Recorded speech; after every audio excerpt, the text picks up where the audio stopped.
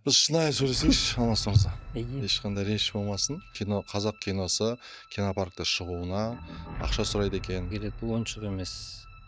Қаражат бөлер алдында ойланыңыз. Жалпы кино саласы бизнеске айналып бара жатыр. Инвесторлар да көбейіп жатыр. Мен мысалы 300 мың доллар беремін, миллиард табыңдар. Маған ол кезде ешкімдей ешкім ағалық көмек Ешкім аға болған жоқ па аға болған десеңші. жоқ. Мен де ешкімге аға болмаймын десеңші. Тиісіп чұқып бір дұрыстап отырып Біліп сұрақтар тұрып қойшы. тиісіп Иә, жатыр. Біз не кінә жасадық? Сіздер 30 жыл мемлекеттің ақшасына түсірдіңіздер, халықтың ақшасына. Ол киноларыңызды көрмедік те сіздерге тиісіп жатқан жоқпыз ғой. 55%-ға дейін қазақтың киносынан ақша түсіп жатыр. Сосын ол айтады, менің жаңағы бір ой салған кинома мына комедия кедергі болып жатыр, бәріне жеңіл комедия үйреніп қалған, мен кином түсінбейді дейді. Сондай жол ашып беріп жатырсыз. Мысалы, ол кісілер сіздерге қарыздар болу керек. Шынымен. Ешкім ешкімге қарыз емес. Жоқ, мен бүйтіп айтамын, мен айтамын да. Мен айтамын десеңші. Парадокс бар. Қазақша киноларды көреді. Иә. Бәрі көреді. Бірақ мысалы Голливуд киноларын қазақшаға аударса, Бармайды. халық бармайды.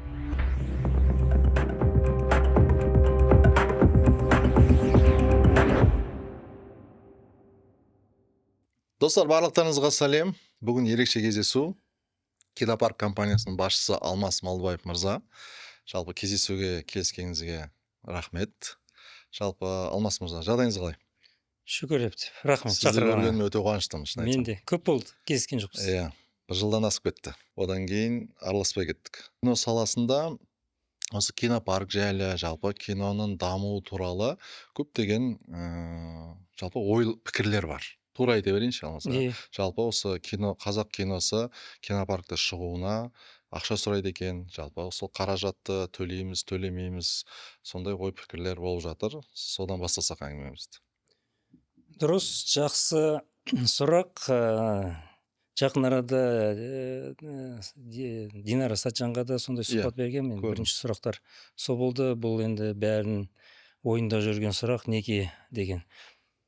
Оған жауап былай: негізі кино өндірісі енді дамып келе жатыр ғой. Оның айналасында өзінің ережелері бар, өзінің бизнес несі бар, системасы бар.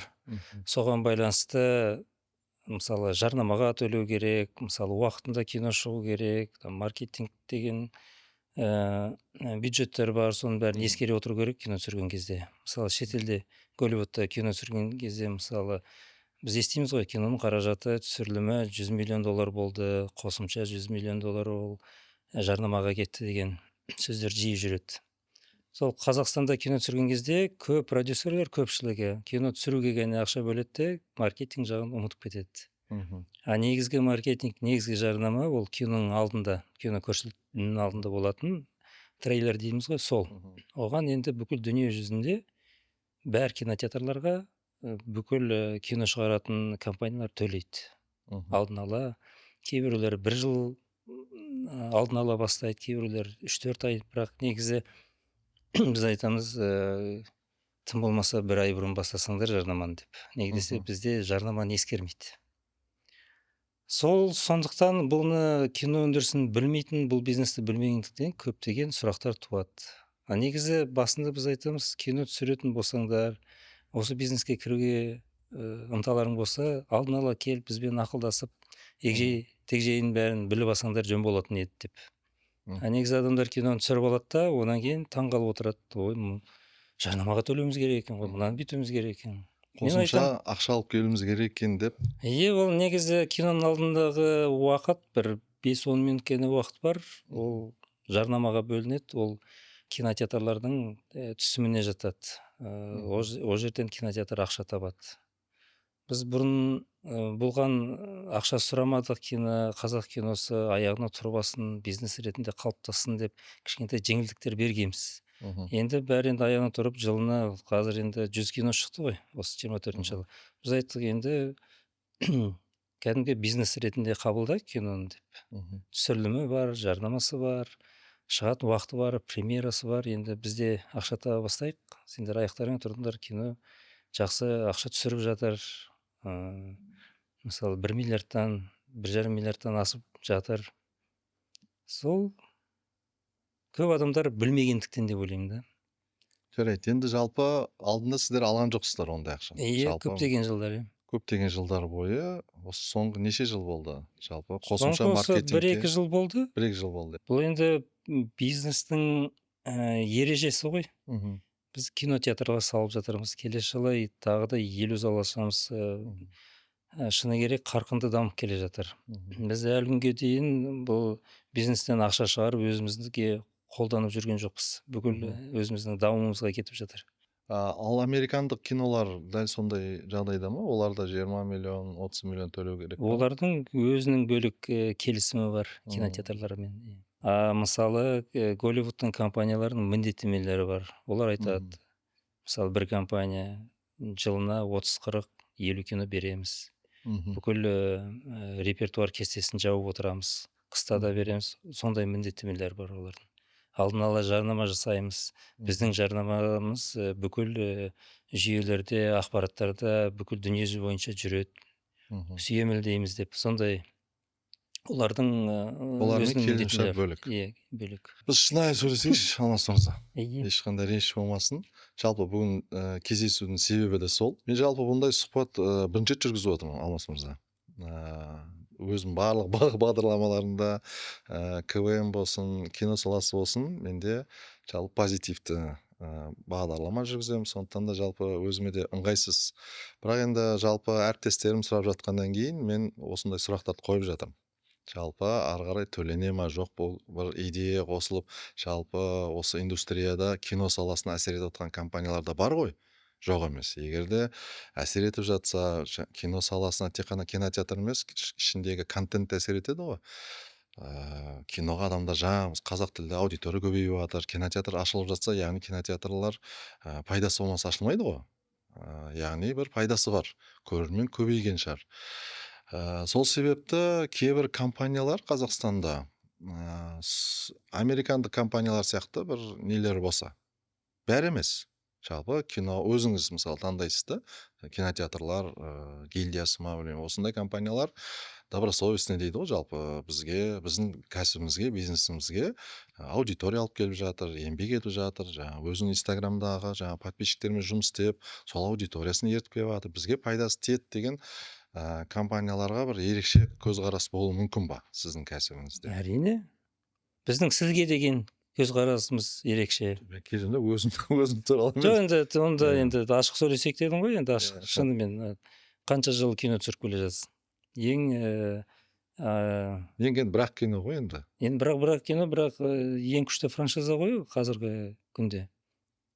Ең күшті, ең мықты продюсерлердің басшысы алғыры сен 7 миллиардтан астам ақша жинадың бүкіл киноларыңнан.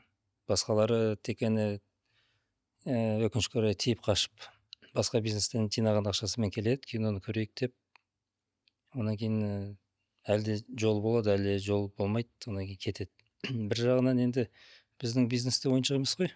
Әрине. Иә, мысалы ақшам бар, келіп түсіре салайын, Иә. кіре салайын. Ойнап кететін жер емес. Ойнап кететін емес. Сондықтан ондай продюсерлерге өстіп айтамыз, бұл ойыншық емес. Енді қанша адам, мысалы бүкіл Қазақстан бойынша 3000-дей адам осы киноиндустрияда жұмыс істеп отыр. Кино көрсету индустриясында, кинотеатрларда. Қанша адам өзінің жанұяларын асырап отыр осы ақшамен. Сондықтан біз бұны өте күрделі қиын бизнес деп санаймыз. Сондықтан бізге келген адамдарға сөйтіп айтқымыз келеді, бұл ойыншық емес.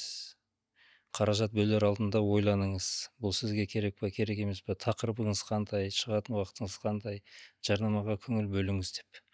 Ал егер басқа продюсерлер бүйтіп келуі мүмкін. Біз бұл индустрияға кірдік. Біздің жоспарларымыз үлкен. Жылына 20-30 контент шығармақшымыз. Жазыңызда да шығарып береміз, қыста да шығарып береміз. Бізге қолдау бере аласыз ба? Қандай қолдау бере аласыз? Бізге мысалы жарнама жағынан ол кезде ол басқаша біз оларға орысша айтқанда условия дейді ғой, бере аламыз. Мысалы Голливуд секілді.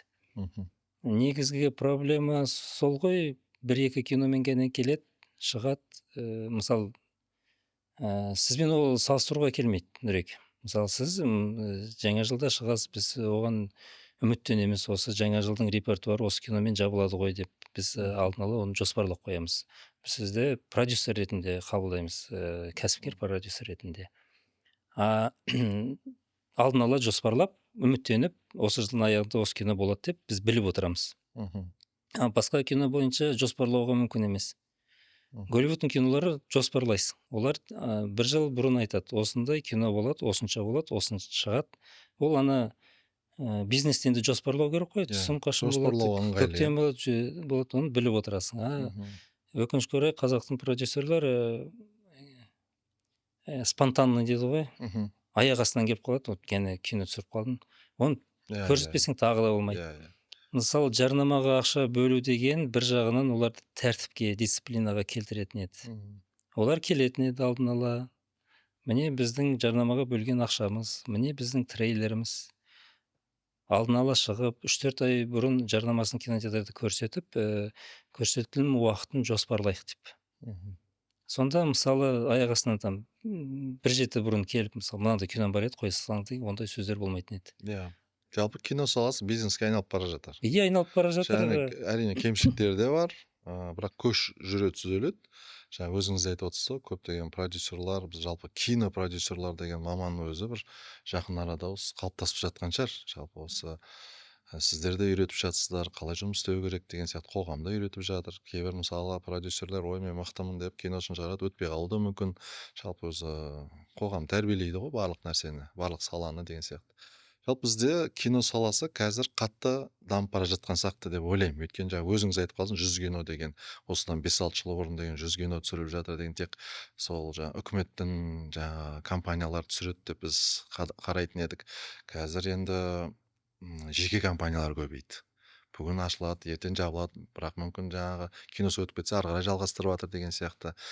Енді жаңа өзіңіз айтып кеткендей, жалпы осы кино саласында ақша табам деген инвесторлар да көбейіп жатыр. Мен мысалы $300 000 беремін, миллиард табыңдар деген сияқты. Оны сіз түсініп отырмын. Сондай кісілер әрине танымайтын киномен, жалпы танымал емес актерлармен келгеннің өзінде әрине оларды жарнама қылып, жаңа маркетингке ақша жарату керек. Өйткені сіздер сеанс бересіздер, ол сеанстар жаңа бос отырса қанша жаңағы басқа кино қоюға болатын еді сол жерге. Ол жағын түсініп отырмын, бірақ енді жалпы келесі жылдан бастап біз қазір енді осы салада жұмыс істеп жатқан жақсы жігіттер, қыздар бар деп санаймын. Біздің жалпы кино саласы, өнер саласы бүкіл тмд елдерінде, біз әлем бойынша жалпы қазақстандағы басқа салаларға енді айтпай ақ қояйын, бірақ осы өнер саласы жақсы жұмыс істеп жатқан сияқты деп ойлаймын. Жалпы ән саласы болсын, жаңағы бір әзіл болсын, дамып жатқан сияқты деп ойлаймын. Осы дамып жатқан кезде бір осындай салаларда бір ағалық керек сияқты. Өзіңіз үлкен компанияны басқарасыз, және де осы кино саласында өзіңіз жаңа айтып жатсыз, тура айтайық, кинотеатрларыңыз көп, ықпалыңыз көп, жалпы кино өте ме, өтпей ме, халыққа жете ме, жетпей ме.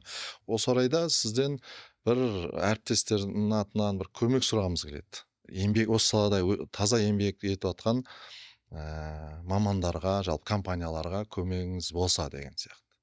Басқаша қарасақ, американдықтармен тең бола алмаймыз енді. Америка сияқты 50 кино бере алмаймыз, бірақ мүмкін болашақта. Қазір егерде бір кинопаркпен производитель жаңағы продакшн компаниялар ұрсып жатса, егер келіспей жатса, кейбір режиссерлар, продюсерлар басқа салаға кетіп қалса, ол да зиян деймін да жалпы индустрияның дамуына. Міндетті түрде ондай шаралар жасап жатырмыз, ондай жоспарларымыз бар. Бізбен тығыз жұмыс істейтін особые условия дейді ғой, сондай, бірақ бізге де көмек атқарып жатқан компаниялар бар. Иә. Мысалы, жарайды, кейбіреулер айтуы мүмкін, жарнамаға төлеуге бюджетіміз тапшы, бірақ біз осындай көмек атқара аламыз деп. Мысалы, біз сөйтіп ойлаймыз да, мысалы, екі жақты болу керек қой партнерство деген. Егер біз сіздерге көмектесіп жатсақ, сіздер де бізге көмектесе алатындай жағдайыңыз болу керек. Ал тек қана бізге көмектесіп жату, ол мысалы кішкентай дұрыс емес деп ойлаймын. Мысалы, кейбіреулер айтады, кино түсірейік бірге, кейбіреулер айтады, жарнама жағынан бірге жұмыс істейік, спонсорлармен бірге жұмыс істейік деп. Мысалы, кээ бирлер айтат, оборудование жагынан көмөктөсөйүк, бүйтейик, там Мгм. өзүбүздүн атсалысып иштей алатын кабилеттерибиз бар деп Мгм. өздөрүнүн осы билетін, істей алатын жұмыстарын бізге ұсынады. Мгм. Сол кезде біз оны қарастырамыз, шешімін тауып сөйтіп жұмыс істейміз. Жалпы қазақ киносының дамуына әсер етіп отқан компаниялар бар ғой, енді Иә, жас режиссерлар. Қазір құдайға шүкір жаңағы драмалар да шығып жатыр. иә, Досмұқасан туралы жаңағы мемлекеттік кинолар да өте бастады. Осы орайда енді жүздеген кино түсіріліп жатыр. Сол жерден бір іріктеуге болатын шығар. Мен өзім туралы айтып жатқан жоқпын. Жалпы осы индустрияда әріптестерім айтып жатыр. Олар шынымен де жүргенді де оқыған, тағы басқа жерлерде фестивальдарға қатысқан бір мықты салада жігіттер көп.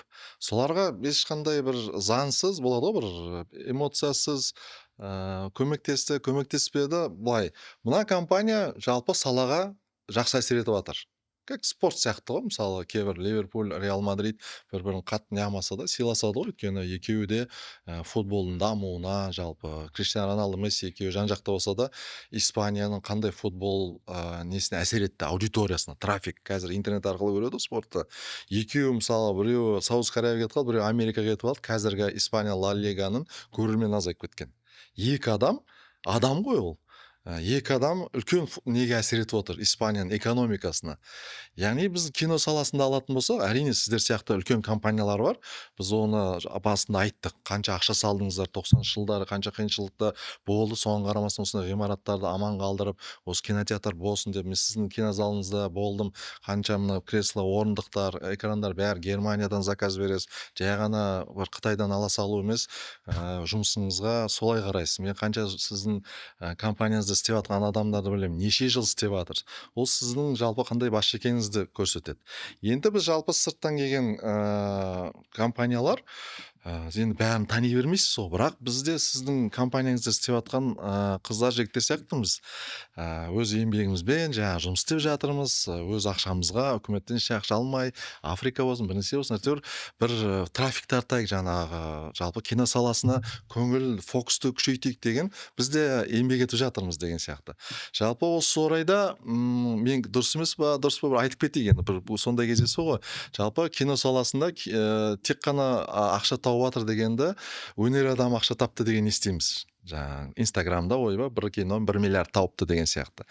Біз енді оны көп көрермен біле бермейді. 50%-ын жалпы бар әлем бойынша кинотеатрлар билеттің 50%-ын алып қалады, жаңағы 1 миллиардтың жартысын деген сияқты.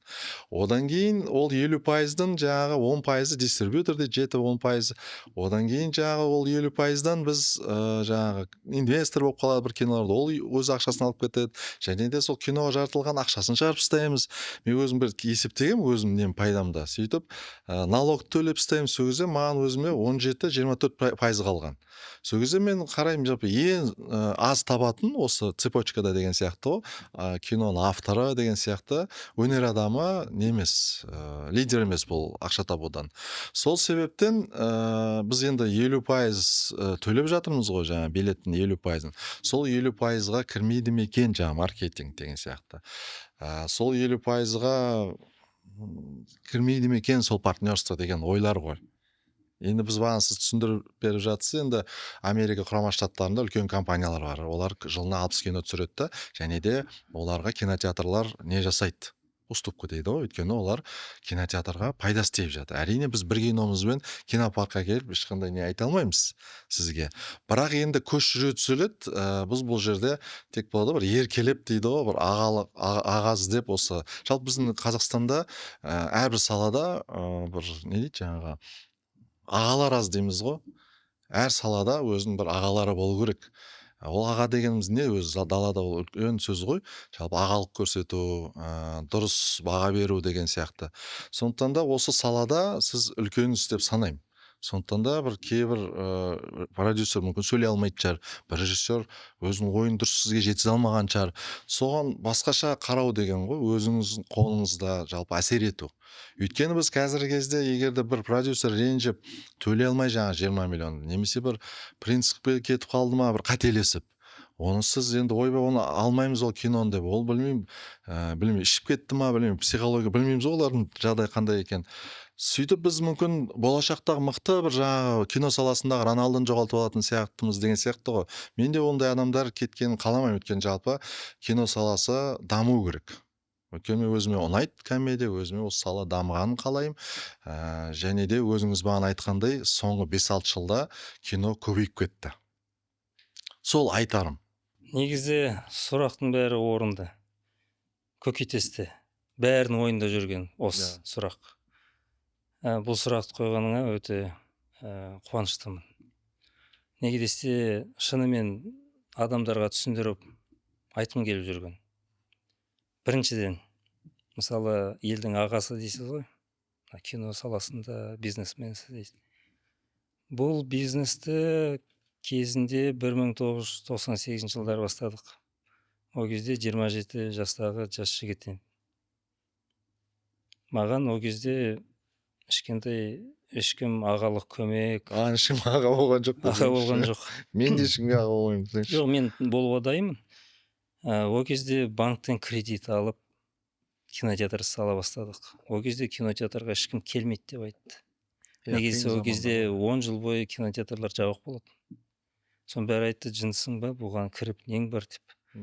Соған қарамай тәуекелге бел буып, бұл салаға кірдік. Басында 98-ден 2010 жылға дейін кинотеатр көрермендердің пайызы орындыққа салған кезде 7% болатын. Негізі кинотеатрдың ақша қайтару пайызы 15%-дан басталады. Қарыздарға бешімізден батып, әрең 3-4 рет банкротство бола жаздадық. 2008-дегі кризисті білесіздер. Сөйтіп, ең кезінде кинотеатр саласында, егер бәрін естіп десе, $150 миллион астам кредит алдық. Оның үстіне төлеген банк проценті, банктың пайызы 50 миллионнан астам. Онан кейін жаңарту шаралары бар. Кинотеатрдағы киноаппарат бәрі ескіреді, орындықтар ескіреді. Оған қосымша 50 миллионнан астам инвестиция кетті. Бұл өте үлкен еңбек, өте үлкен риск. Неге десе, бұл бизнес 10 жылдан астам ұмытылып кетті. Бұл бизнесті ешкім бизнес ретінде қабылдамады. Енді соған ешкім көмектеспей, банкісі бар, өзіміздің басымызды тігіп, мысалы, банктың кредитін қайтармай көр, не болатын білесің ғой өзің. Сөйтіп, бұл бизнесті баста кеттік. Бізде жас жігіт болдық. Бізде, мысалы, бизнеске кірер алдында бір бастаманың алдында ойлану керек қой. Бұл неге әкеп соғуы мүмкін, ақша жоғалтуы мүмкін, ақша табуы мүмкін, жанашырлар аз. Негесе бұл бәсеке, әр бизнестің өзінің бәсекесі бар ғой. Бұл тек қана енді Қазақстанда емес, бүкіл дүние жүзіндегі бизнес осылай дамиды ғой. Мысалы, Голливудтың туындылары неге сондай күшті болып саналады? Неге десе, ол бәсекеде шықты, бір-бірінен асам деп. Бір-бірінен. Егер ол кезде біреу көмектесіп, өкімет тарапынан ақша беріп бүйтіп отырса, осындай туындылар болатын еді. Дүниеде шығып жатқан нәрселердің бәрі тек қана бәсекеде туады ғой. Мысалы, кино саласында да сол. Неге кино саласында басқаша болу керек?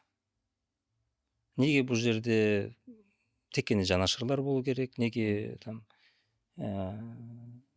мысалы, талантты адамдарды қолдап, тек қана еркелетіп өсіру керек? Олардың бәрі де бәсекеден өту керек қой. Бәрі қиыншылықтарды көріп, мысалы, біздің өзіміздің әншіміз бар ғой, Димаш деген бауырымыз. Басында қандай қиыншылықтардан өтті? Өзіміз бәріміз білеміз. Критикаға да кетті, ешкім оны қарамады, өлеңді бәрін ешкімге ұнамай. Соның арқасында Димаш болып отыр ғой. Қазір бүкіл әлемге Димаш болғаны жалпы бізде өзіңіз айтып отырса, қанша қиыншылықтан өтті Димаш. Сол Димаш ағасын Қытайда тапты ғой. Өз елінде ағаларын таба алмады ғой. Бізде қанша оны сынады. Қытайға барды да, ол жақта продюсерлер көріп, әдемілеп тұрып. Сөзіңізді бөлейін. Мысалы, Димаш аты шыға бастағаннан кейін оны қолдайтын ағалар да көбейді ғой. Көбейді, Көбейді. Егер крутой бар, несі бар, Бірақ Бізде де оған көмек беретіндей жағдайға өзі жетті ғой. әрине, Өзі әрине. қанша мысалы критикаға қанша сөздің астына бүгілмей, сынбай, бұл негізі мықты жігіт. Мықты жігіт Негізі әрине. өнер саласында жұмыс істегің келсе осыған дайын болуың керек. Сенің шығармаңды жарайды, біз киноға көрсетейік дейді, оның көрермені бар ғой. Ең аяқы сынақшы ол көрермен, ол өзінің қаражатымен, өзінің ақшасымен дауыс береді саған. Қабылдамауы да мүмкін. Мысалы айтасыз, 50-ге 50 жұмыс істеп жатырмыз ғой, содан жарнаманы алмайсыз ба деп. Егер сіз маған сіздің туындыңыз 1 миллиардтан астам ақша жинайды десек, жарайды, жарнамаға төлемей қойыңыз, біз жақсы ақша табамыз ғой. Бірақ сіз ондай гарантия бере алмайсыз ғой. Бүкіл дүние жүзінде неге оған алынады? Неге десе 75% шығарылған кинолар ақша таппайды, өтпейді. А кинотеатрға жұмыс істеу керек. Мен сондықтан да айтып отырмын да, бағана сіздің кредитті төлеу керек. Мысалы, мен айтамын да, маған біреу ақшаны беріп қойған жоқ. Мен бір жерден ұрлап тапқан жоқпын бұл ақшаны. Ерігіп жүрген жоқпын десеңші. Мысалы, енді басқа қызметтерде болған жоқпын. Басынан бастап тек осы кредитті алып, кинотеатрға салып, сөйтіп ковиді бар, ол бір соққы болды. Одан да шығып. Ол кезде де мысалы менің сұхбаттарым бар, кинотеатрлар жабылады-ау деген кішкентай қорқыныш болды. Көрдік. Өкімет тарапынан көмек бола ма деген бір үміт болды. Болды ма? Қазір көмектесіп жатыр. Қазір бізге салық жүйесінен бір кішкентай жеңілдіктер беріп жатыр өкімет. Ол қандай жеңілдіктер? Мысалы, айналым салығы дейді ғой, соны беріп жатыр. Қосымша салықты алып, түсімнен алған салықтың орнына айналымнан төлейсің салық. Ол сіздерге үлкен көмек. Ол үлкен көмек. Үлкен бізге қазір негізі өкімет тарапынан сол жақсы көмек болып жатыр. Мен бағана алғансозда жалпы диалог болсын, жаңа Димаш туралы жақсы тақырып бастадыңыз да. Жалпы бір мән беретіндей. Өйткені біз енді барлығымыз білеміз, мен ғана емес, ол жігітті Димашты осы жерде басына сынады. Сондай бір бағдарлама видеолар шығып кетті ғой. Одан кейін ол Қытайға барып, үлкен бір жарысқа қатысып, сол жерде Қытайдың продюсерларына қатты көзге түсіп, оны біз әдемілеп тұрып, бізге әлемдік деңгейдегі бағана өзіңіз айтқан маркетингпен Димашымызды таныта бастады. Оны мойындау керек. Міндетті түрде бізде Қазақстанда, қазір біз бір-бірімізді мойындамаймыз ғой Қазақстанда. Шетелге шықса ғана мойындаймыз. Мысалы, Димаш Қытайда шықты, мойындады. Головкин шетелге шықты. Головкиннен кем мықты да спортшылар бар ғой, боксерлар. Бірақ олар мысалы Сабиев болсын, басқалар, олар Головкин сияқты Америкаға барып, үлкен аренаға шыққан жоқ та. Сондықтан да біз Головкинді жоғары қоямыз. Неге? Ол шетелге барды, мойындады, деп. Бағана ағалық дегеніміз міндетті түрде шетелге шығып бір нәрсе істеуіміз керек па, немесе жалпы осы жерде жүріп өзіміздің нарығымызды қалыптастырсақ. Сол үшін айтып отқан сізді бағана осы нарықтың осы салада ағасыз, және осы нарыққа өзіңіз ықпалыңыз бар, сол заңдылықтарды бірге жасасақ. Америка, ол өйткені Американың 340 миллион халқы бар, ірі компаниялар бар ол жерде. Бір киноға бір шампунь шыққанның өзі бір қалтай көмек. Кореяның индустриясын өзіңіз білесіз. Интервьюңізді көргем, өте керемет айттыңыз. Жалпы ол жерде Халю деген өздерінің бір движениесі бар Кореяда. Жалпы Кореяның әлемдік жаңағы ықпалы деген мәдени. Олар кей-поптың өзі $1 миллиард бөлінеді екен. Кей-поптың дамуына $1 миллиард. Кеше кинотеатрының кәсібі 23 жылы $58 миллиард кірді дейді жаңа ақшасы. Ол білмеймін, рас па жоқ қой. Мен ондай ақшаларға қарап, біздің Нацбанкте қанша ақша жатыр, уранымыз бар, мұнайымыз бар деген сияқты. Жалпы Кореяда өнерге деген көп мән беріп жатыр. Одан жақсы бір сала ұйымдастырып жатыр. Мен өзім жақында кішкентай қызыммен неге барып келдім? Сингапурға. Stray Kids деген группа бар, Кореян кей-поп. Кішкентай қызым ешнәрсе сұрамайды өзі, папа осындай топтың бірақ концерті қалды дейді, жаңа Сингапурда алыс па дейді. Егер алыс болса да барамыз ғой, не болып жатыр десем, мына концертке барым келеді дейді. Мен қызым ешнәрсе сұрамайды өзімнен. Мен барамыз дедім. Жұмысын бәрін қойдым да 2 билет сатып алып, қызыммен концертке бардым, жаңа кей-поп. Ана концертті Сингапурда Stray Kids деп бір бала отырған жоқ. Андай концерт көрген жоқпын энергетика жағынан. Мен сол кезде Кореяның жалпы индустриясына риза болдым. Тек әнін ғана көріп тұрмын, біз Паразитті айтпаймыз, сериалдарын айтпаймыз. Өзім келіншегім японский Sony немесе Samsung таңдаған кезде келіншегім Әйгерім сол кісі Samsung алады. Sony эмес не болсо iPhone болсун. Неге десем, мен ана Кореянын сериалдарын көрүп калгам да, Sony'ди алсам бир түрлүү дейт жаңағы. Ана актрисаларды жакшы көрөм, соларды сатып кеткен сыяктымын. Кандай идеология дейм да, менин үйүмдө Кореян технологиясы тур дейм да, жаңағы японский эмес. Сондай үлкөн немен карайт. Кореян агалары дейикчи, жаңағы тек кана өнөрдө эмес, олар мемлекет тарапынан башталды 94-жылдары. Жалпы бир не Hyundai бир центр бар экен, научный центр. Солар зерттепти кино тууралуу. Жалпы Hyundai'дын машина чыгарууы және парк юрского периода сол экөөнүн акчасын санаганда Hyundai 1,5 миллион машина сатуу керек экен, парк юрского периодунун акчасына жетүү үчүн. Сол кезде айтуу керек экен, биз кинодо түшүрүүбүз керек. Бул кинодо кәсип деп караганда, жаңа өзүңүз айтып отурсуз го, киного кәсип ретинде кароо керек деп. Өйткөнү сиз биз сүйлөшкөн кезде айттыңыз, көп журналисттер жалпы катты ыкпал жасайт, жаңа осы кинотеатрга андай кино көрсөтүңдер, мындай кино көрсөтүңдер. Сиздин бир сөзүңүз бар, жалпы бул да бир кәсип, кинотеатр деген. Мисалы бир киши ауылда ресторан ачса, бирөө келип айтпайбы, эмне ресторан ачасың, музей ачпайсыңбы деп. Ол музейди ошол акимчилик ачуу керек, өйткөнү налог төлөнүп атыр деген сыяктуу. Жалпы осы Корея индустриясы менен салыштырып айтып атканым го, бана ага болайык. Жалпы ага болуңуз, Кореяда да бир кезинде 94-жылдары сөйтүп колдоп кеткен чыгар дегеним го.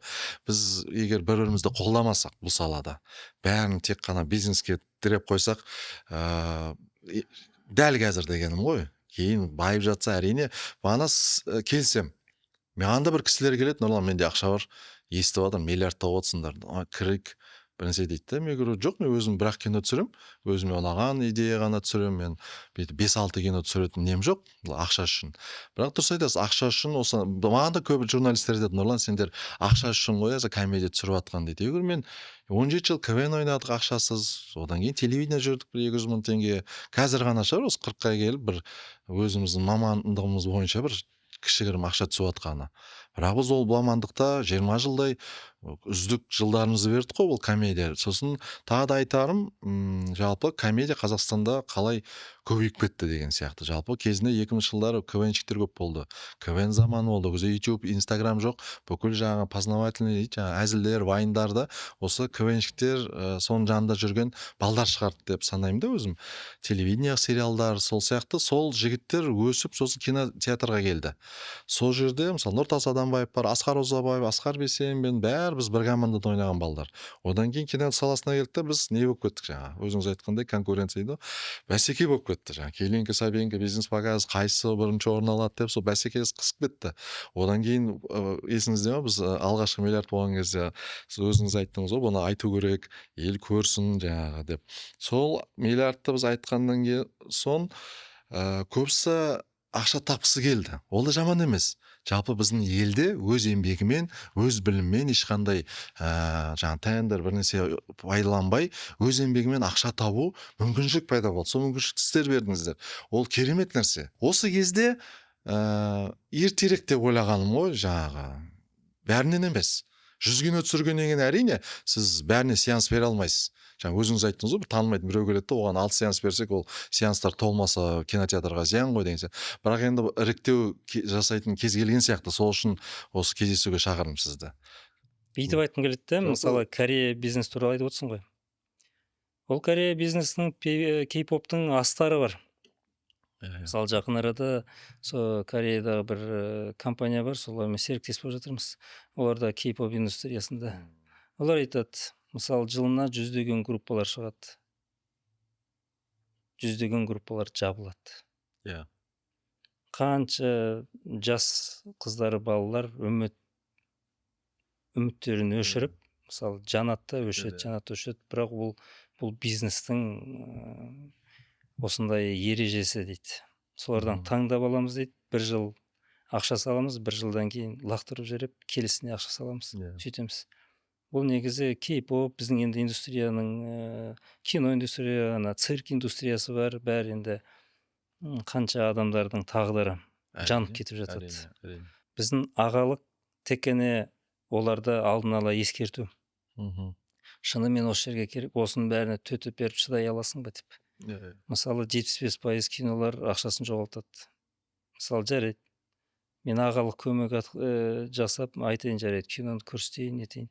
Ол үйін залогқа қояды, банктен кредит алады да киноға кіріп кетеді. Одан кейін оны жоғалтады. Мысалы, жарайды, мен көмектестім, бірақ көрермен басқаша дауыс береді ғой. Әрине. Иә, мысалы, 100 киноның тек 30-ы осы жылы ақшасын қайтарды, оның ішінде бір 10 кино шынымен жақсы түсім болды. Бұл негізі халықаралық статистика солай. Бұл салада осылай. Бұл жерде енді басты сипап отыратын ешкім жоқ. Уақытта жоқ, Уақытта жоқ. Тағы да әңгіменің басындағы айтқандай, мысалы, менің көмегім бұл индустрияға кинотеатрлардың санын өсіру. Мысалы, қазіргі таңда 450 кинозал. Одан енді ең үлкен түсім сол БДК-ның таптырмау сені 1,8 миллиард. Мысалы, келесі жылдары 2 миллиардтан 3 миллиардтан асу мүмкін. Ол үшін не істеу керек? Менің көмегім бұл индустрияға кинотеатрлардың санын өсіру. Соған бұлна келіп түсіп жатқан ақшаны соған салу. Қазіргі таңда мысалы кино өндірісінде 20 жылдан астам жұмыс істеп жатырмыз. Бірде-бір пайдасын өзімізге алып, шетелге шығарып, самолет алып, яхта алып жатқан жоқпыз. Осы дамуға жұмсап жатырмыз. Бетімді басып бір ешкім маған кінә таға алмайды. Егер ертеңгі күні мысалы Қазақстанда 1000-дан астам кинозал болса, 2000 кинозал болса, осындай жастар кәдімгі кәсіп ретінде қабылдап, өздерінің ойлап жүрген армандарын жүзеге асыратын жағдай жасаймыз ғой. Әрине. Қазақстанда 65% қалаларда кинотеатр жоқ әлі күнге дейін. Соларға жете алмай жатыр. Қолымыз жарайды, енді келесі жылы 50 кинозал ашып жатқан бізге не. Қалғандар ашып жатқан жоқ. Неге десе, өте қиын бизнес. Банктың 14-16%-на шыдап тұру өте қиын. Әрине. Мысалы, кино оборудование дейміз ғой. Техниканы оның бәрін шетелден аласың. Долларға, евроға. Мына жақта теңгемен билет сатасың. Мысалы, 2012-ден бастап осы қазіргі уақытқа дейін доллардың курсы 3 есе өсті. Билет көп болса бір 50-70%-ға гена өсті. Кино оборудование, кинопроекторлар дейді. Оның технологиясы күрделі болып келе жатыр. Бұрын мысалы 25 мың долларға алатын қазір оборудование 100 мыңнан астам тұрады. Билеттің бағасын оған салып, оны өсіре алмайсың. Сонда Америкадағы жаңағы техника 100 мың доллар тұрады. Ол бізге де сол 100 мың доллар ғой. Неге? Бізге келгенше... Жоқ, мен айтып жатқаным жалпы Америкадағы технология бізде де бар ғой дегенім ғой. Оларға да 100 мың доллар, бізге де 100 мың доллар. Бірақ оларда билет 15 доллар, бізде 3 доллар деген сияқты. Неге кинотеатр саласы көп дамымай жатқаны, басқа бизнесмендер бұл салаға ақшасын салғысы келмейді. Біз неге салып жатырмыз, мысалы, жаңадан банктен кредит алып қайта салсақ, бұл мүмкін емес бұны ақшасын қайтаруға. Бізге осы өзіміздің жылдық айлық түсімдердің бәрін жауып, соны кинотеатрдың дамуына жұмсап жатырмыз да. Сондықтан біздің ақшамыз салыстырмалы түрде ол арзандау тиіп жатыр. Соның арқасында дамытып жатырмыз. Ел болып қалай өмір сүріп жатырмыз деймін да. Енді бәрін сатып аламыз ғой. Қалай адамына жерде жатқан. Бай арабтарды айтамын да, бай мысалы арабтар. Солардың бір машиналарын бір 2 есе 3 есе сатып аламыз ғой бері қарай. Мысалы американдықтардың айлықтары 3 мың доллар, 2 мың доллар, жаңағы машиналары 70 мың доллар, мысалы джиптерін айтамын. Сол джиптер бізге 250 мың доллар болып келеді ғой. Біз айтамын да, қалай өмір сүріп жатырмыз деп. Қазақстанда деймін да. Мықты екенбіз. Мысалы, мен де сөйтіп айта аламын да, Нұреке. Мысалы, мына кинопарк компаниясы кинотеатрлар салып жатыр екен. Біздің жарнамаға төлеген ақшамыз соның үлесі болсын, ертең дамысын. Ертең кинотеатрлардың саны көп болса, содан бізге қайтады-ау деген. Сондай да мәдениет қалыптасу керек. Мысалы, кем дегенде әрбір кинотеатрға, мысалы, 4 залдан 10 залға дейін 4 миллион доллардан 10 миллион долларға кетеді. Мысалы, жақын арада Апорт деген кинотеатрымызды қостық. 16 зал IMAX-ы бар. Құтты болсын. Иә, оған 10 миллион доллар кетті. 5 миллиард теңгеден астам қаражат оған бөлінді. Оның қайту мерзімі 10 шақты жыл. Кассовый 3-4 кино қайтармай ма? Ол мүмкін емес қой.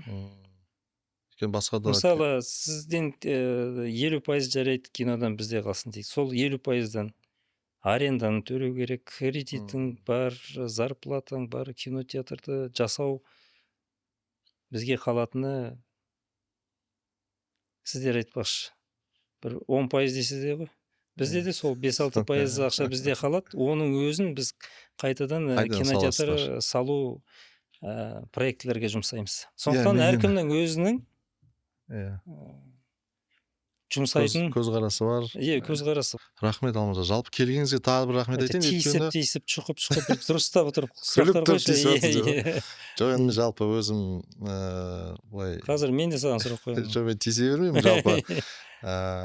Енді әріптестерім сөздерін жеткізейін дегенім ғой. Жалпы өзіңіз де айтып жатсыз, ол дұрыс, көмектесемін өте деп орынды. жатсыз. Мен де ойлап отырмын, жалпы біз енді қазақтар, біз текті елміз ғой, жалпы ана жерден біреу өсек айтып, біреу жамандап, мен өзіңізді танимын ғой. Жаңа өзіңіз де айтып жатсыз, ана жақта бизнес жасап жатқан жоқсыз, шуба ашып, недвижимость соғып, оны сатып, бір өзіңіздің кәсібіңіз бар, соны жақсы көресіз, сол жерде өзіңіздің ұжымыңыз бар, оның бәрі қоғам біледі жалпы. Алмас мырза, жалпы киноиндустрия туралы біз енді түсінеміз, егер де елімізде кинотеатрдың саны көп болса, кино дамиды. Тек қана саны ғана емес, өзінің сапасы да күшейеді, өйткені бұл жерде бәсекелестік күшейеді. Қазір 100 кино болса, ертең 400 кино түсірілуі мүмкін. Өйткені бұл енді өнер адамдар бізде көп, кино түсіргісі келеді. Мысалға қазір қанша 400-ден астам зал бар дедіңіз, 450-дей. 450-дей. Ол енді мысалы қазір Қаскелеңде жоқ. Үлкен Қаскелең қазір, үлкен қалалар сияқты кинотеатр жоқ, Талғарда жоқ. Осындай кішкентай қалалар бізде көп елімізде. Жалпы дамыған мемлекеттерде бір су дейді ғой, жаңағы бір парк, немесе жаңағы мектеп, емхана, кинотеатр деген ол дамыған мемлекеттерде барлық жерде болу керек нәрсе. Қатты дамыған мемлекеттерді айтып жатқан жоқпын. Кәдімгі жай мемлекеттердің өзінде барлық жерде кинотеатр бар. Елімізде бір жаңа ғимарат көрдім, айтпай ақ қойын, бір ғимарат соғып жатыр. Ол компания, ол ғимарат керек емес, мемлекеттік компания ғой. Телевидение деп айтайыншы, жақында жанып кеткен, соны қайтадан соғып жатқан қымбат қып. Ана суретін қарасам, күшті керемет ғимарат соғайын деп жатыр телевидениеға. Жалпы телевидение заманы өтіп бара жатыр. Олардың өздерінің ғимараттары бар Астанада. Алматыда тағы да біздің халықтың ақшасына ол ғимарат соққанша, біздің Алматыда новый роддом жоқ екен. Жаңа роддом. Ол жерде кәдімгі адам дүниеге келеді ғой. Біздің жалпы елімізде көзқарасты өзгерту керек деген ой ғой. Бізде мысалға, сіз білесіз, жаңағы кинопаркқа қарама қарсы трамплин бар. 206 миллион долларға соғылған екен кезінде. Біздің Қайрат стадион бар, ол жерге адам көбірек барады. Мысалы трамплинге мен секірейінші деген андай очередь көрмейсің. Ешкім жоқ. Бірақ 206 миллион жаратылып кетті. Сол ақшаға роддом соғу керек те, немесе Қайрат стадионын соғу, адам көп барады ғой. Соны айтайын деген себебім, жалпы Кореяны салыстыратын болсақ, индустрияға мемлекет тарапынан үлкен көмек көрсетіліп жатыр. Өзіңіз ойыңыз, жалпы мемлекет пен кино саласы қалай жұмыс істеу керек? Қазақфильм, ұлттық фонд, кинотеатр, мәдениет министрлігі, өзіңіз көзқарасыңыз. Негізі мемлекет тарапынан кинотеатр бизнесіне көп көмек атқарылып жатыр, оны айту керек. Мысалы салық саясаты қазір дұрыс, әсіресе ковидтен кейін көмек ретінде бір арнайы салық саясаты бізге жүргізіліп жатыр. 1-2 жылға берілді. Қазір біз сұрап жатырмыз, ары қарай кішкентай созып, тағы да бір 2-3 жылға созса, сол саясатты біз жеңілдік болатын еді, біз бір есімізді жинап алатын едік.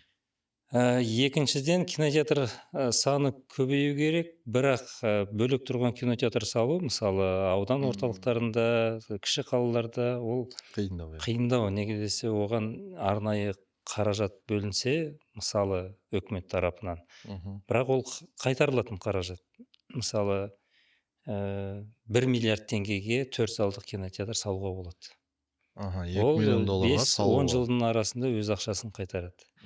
Бізге қиыны оның банк пайызы ғой. Мысалы 16%-тен 18%-ке дейін, пайызға дейін банк, сол өте қиын. Оны жалпы қалай алу болады? Біз кімге айтамыз деген сияқты ғой? Біз негізі мәдениет министрлігіне осы программаны ұсынғанбыз. Кинотеатрдың бір типовой проект дейді, соны жасап отырып, ақшасы қанша кетеді екен санап отырып, оның түсімі қандай болады екен, қанша адам жұмыс істейді ол жерде, қанша қарызы бөлінеді. соны жібергенбіз, оны өкімет қабылдады, әлі қарастырып жатыр. Мүмкін сол программа жүзеге асуы мүмкін деген бір үмітіміз бар негізі. Егер де Ол айтып енді жатсақ ол болатын шығар. жүзеге асса, ол қосымша 1000 зал. 1000 зал бүкіл Қазақстан бойынша. Мысалы, негізі біз өкіметке бүйтіп айтып отырмыз да, мысалы аудан орталықтарында ең басты проблема жастарды сақтау ғой олар. Әрине. Мысалы, кинотеатр болса, ол бір күшті бір септігін тигізетін еді. Мысалы, енді жас балалар жұмыс істесе ауылда, жарайды. Біреулер больницасын салсын, біреулер мектептерін салсын, ол жарайды, ол адамдардың жұмысы. Біз кинотеатр салсақ, оларда кешке киноға келіп көңіл көтеріп, кішкентай өмірлері қызығырақ болатын еді. Ауылда қалып жұмыс істеуге кішкентай жақсы мотивация болады деген бір Әрине, адам демалу керек қой. Иә. Ауылдық жерлерде жұмыс істейді. Демалыс күндері олар да қаланың адамдар сияқты киноға барғысы келеді. Жаңа дұрыс айттыңыз, бұл бір жалғыз кинотеатр өмір сүру қиын қазір заманда. Жаңа ойын-сауық орталығы туралы айтып жатсыз ғой, бір кішігірім ойын-сауық орталық ашып қойса да, ол бір кәсіпкерлерге ол да бір бизнес қой дегенім ғой.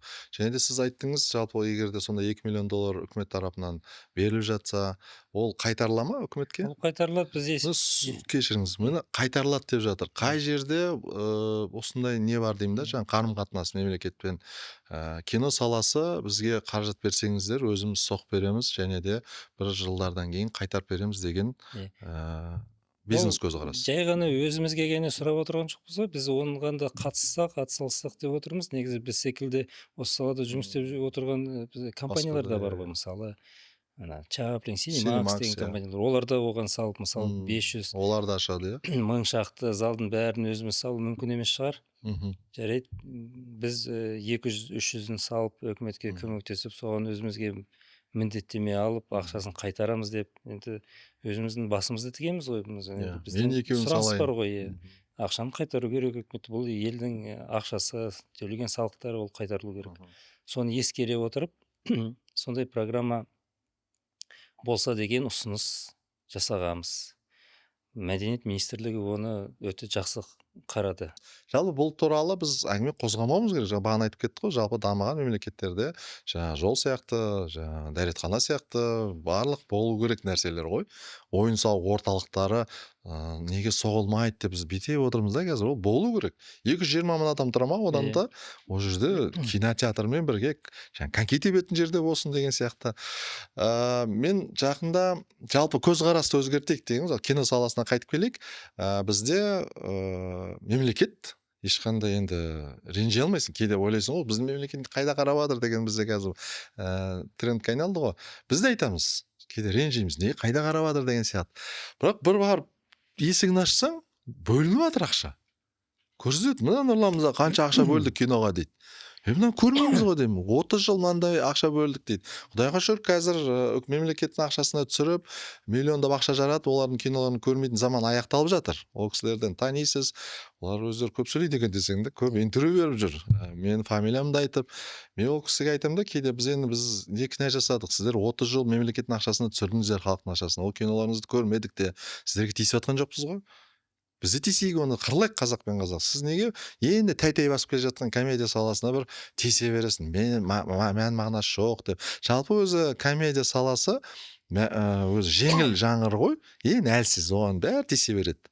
Сол ең әлсіз жанр бүкіл жанрларды жеңіп, осы 4-5 жыл болды ғой, осы комедия саласы жалпы көп түсіріліп кетті, және де индустрияға жақсы ықпалын көрсетті деп айта аламын. Өйткені біз жақында театрға звондап бір актер іздесек, қол тимейді. Бір оператор іздесек, уақытым жоқ дейді. Бүкіл индустрия жұмыс істеп кетті. Сол комедия саласы жақсы бір өзінің бір несін жасады. Әсерін тигізді. Әрине ішінде жақсысы бар, онша емесі бар. Ол драмада да бар ғой, онша емес кинолар. Футболда да бар онша емес футболистер деген сияқты. Бізде де комедияда онша емес комедиялар болады, кейбіреу ұнамайтын. Бірақ былай қарағанда комедияны тиісе беру болмайды. Мен жалпы әңгімені басқа жақтан бастап едім. Мен айтайын дегенім, бағана сөйтіп мемлекетке кіреміз ғой, жаңа бір есікке айтпай қояйын есімін. Айта берейін бе десең да, ваше превосходство ғой. Сол жерде айтамын да, жалпы 30 жыл сіздер ұлттық киноға, жалпы киноға ақша бөлдіңіздер. Сіздер айтасыздар, кинотеатр ол ешқандай әсер етіп жатқан жоқ, өйткені ол мемлекеттік ақша түсірілген кинолар аудитория жинап жатқан жоқ. Ол не кинолар? Бір авторский режиссердің өзінің ойы, бір 75-ші жылы бір жатақханада ойлап тапқан бір идеясы бар, соны елуге келген кезде оған ақша берді, әйтеуір мемлекет сол бұрынғы идеясын түсіреді. Менің ақшама, сіздің ақшаңызға. Ол қазір өтпейді. Сосын ол айтады, менің жаңағы бір ой салған кинома мына комедия кедергі болып жатыр, бәріне жеңіл комедия үйреніп қалған, мен кином түсінбейді дейді. Неге өйтіп айтады деймін де, жалпы аудитория біздің мықты, бізді Паразитті де көреді біздің қазақ халқы, Титаникті де көреді. Сіздің киноңызды да көреді деймін де жаңағы кісілерге. Яғни сіздің киноңыз өтпеді. Қанша ой болса да ішінде. Біздің қазақ халқы көптеген киноларға баға бере алады ғой. Мен жаңа айтып отырмын да, жаңа айтқым келіп тұр, министрге ғой енді айтып жатырмын. 30 жыл 20-54 миллион доллар сіз кино саласына бердіңіз жыл сайын. Енді келесі 30 жыл өзгертесіз ба? Мына қазақтарға бердіңіздер ғой, енді басқа қазақтарға беріңізші. Ол қандай қазақтар дейді да, егер ақша таба алатын, жалпы бұл халықтың ақшасын қайтадан орнына қоя алатын продюсерлерге беріңізші ақша. Деймін ғой, сол кезде аналар арыз жазады ғой деген сияқты әңгіме айтады да. Сонда біздің елде арыз жазатын андай адамдар болады ғой, бір проблема создавать ететін адамдарды тынышталдыру үшін соларға квартира береді, соларға бір нәрсе береді деген сияқты да. Мен айтамын, сонда біз солармен өмір сүреміз ба, бір 30 жыл шыдадық оларды. Енді сізге, министрге ұнай ма ол продюсер или режиссер, ұнамай ма, біз эмоций, біз басқа қазақтарға берейік ақша. Ол қалай дейді, мен айтамын, Таиландқа барайық. Таиландқа сол 20 миллион доллар биыл бөлінеді бар ұлттық киноға, соны Таиландқа жіберейік. Ол қалай? Біз мысалы бірігейік. Tiger Films, басқа да компаниялар бірігіп, Таиландтың нарығына қазақтың комедиялар болсын, драмаларын тай тіліне аударып, бір 20 кино түсірейік миллион доллармен. Ол бір-ақ кино сатса, жаңа өтіп кетсе, ол 33 миллион доллардай ақша. Біз жаңа ақшасын орнына қоямыз, және де қаншама адам жаңа жұмыс, біз шетелден валюта алып келеміз деген сияқты ғой, Индонезия бар. Бір кішігірім одан енді бір үлкен идея қылып айтып жатқан жоқпын, жалпы бір өзгертейік дегенім ғой, направление. Все равно кетіп жатыр ана ақша. Философия тұрғыдан қарастыру керек. Неге десең, бізде кино өндірісі 1940 жылдары қалыптасты ғой, ана Ұлы Отан соғысы кезінде там Ленфильм, Мосфильм осы жаққа көшіп, осы жақта кинолар түсірілді. Иә. Индустрия ретінде осылай қалыптасты. Ол кездерде кино театрлар салу ол өкіметтің қолында болды, кино түсіру өкіметтің қолында болды. Пропаганда да. Пропаганда өкіметтің қолында болғаннан кейін, енді мысалы капиталистік елдер мен коммунистік елдер бір-біріне қарсы тұрғандықтан киноны олар идеология, пропаганда, қару ретінде қолданды. Сондықтан киноның тақырыбына, түсіруіне мән берді, басқаша мән берді. басқаша қарады. Оған арнайы бұйрықтар болды. Осы салада түсіру керек, былай бүйтіп Соғыс туралы кинолар. соғыс туралы бізді былай көрсету керек, былай көрсету, сөйтіп ол идеология қаруы болып кетті сол кезде. Ол психология аяқы осы 70-80 жыл қалыптасты. Кинотеатр мен кино түсіру компанияларының қарым-қатынасы да екеуі де өкіметтік болғандықтан, мысалы біреулер кино түсіреді, ол керек па керек емес пе, бәрібір ол өкіметтің кинотеатрларында көрсетіледі. Мысалы бізге мына кино түсірілді, неге көрсетпейсіңдер деген сұрақтар содан туады да. Бүкіл дүниежүзі қазіргі кезде біз мысалы коммерциялық кинотеатрлар біреудің қолында, кино түсіру біреудің қолында. Бірақ бүгінге дейін өкімет сол бұрынғы кезден қалыптасқан әдет секілді кино түсіруге ақша бөлініп жатыр. Бірақ енді идеология жоқ. Мысалы идеология деген, біреуге қарсы тұру деген, біреумен соғысу деген ондай сұраныстар жоқ қой бізде, мысалы. Кәдімгі светское государство. Сондайға жатамыз. Енді оны басқа жаққа бұруға тырысты, жарайды, мәдени деңгейін көтерейік, бүйтейік, осындай болсын деп. Бірақ кинотеатрлар 90 жылға дейін жоғалып кетті ғой.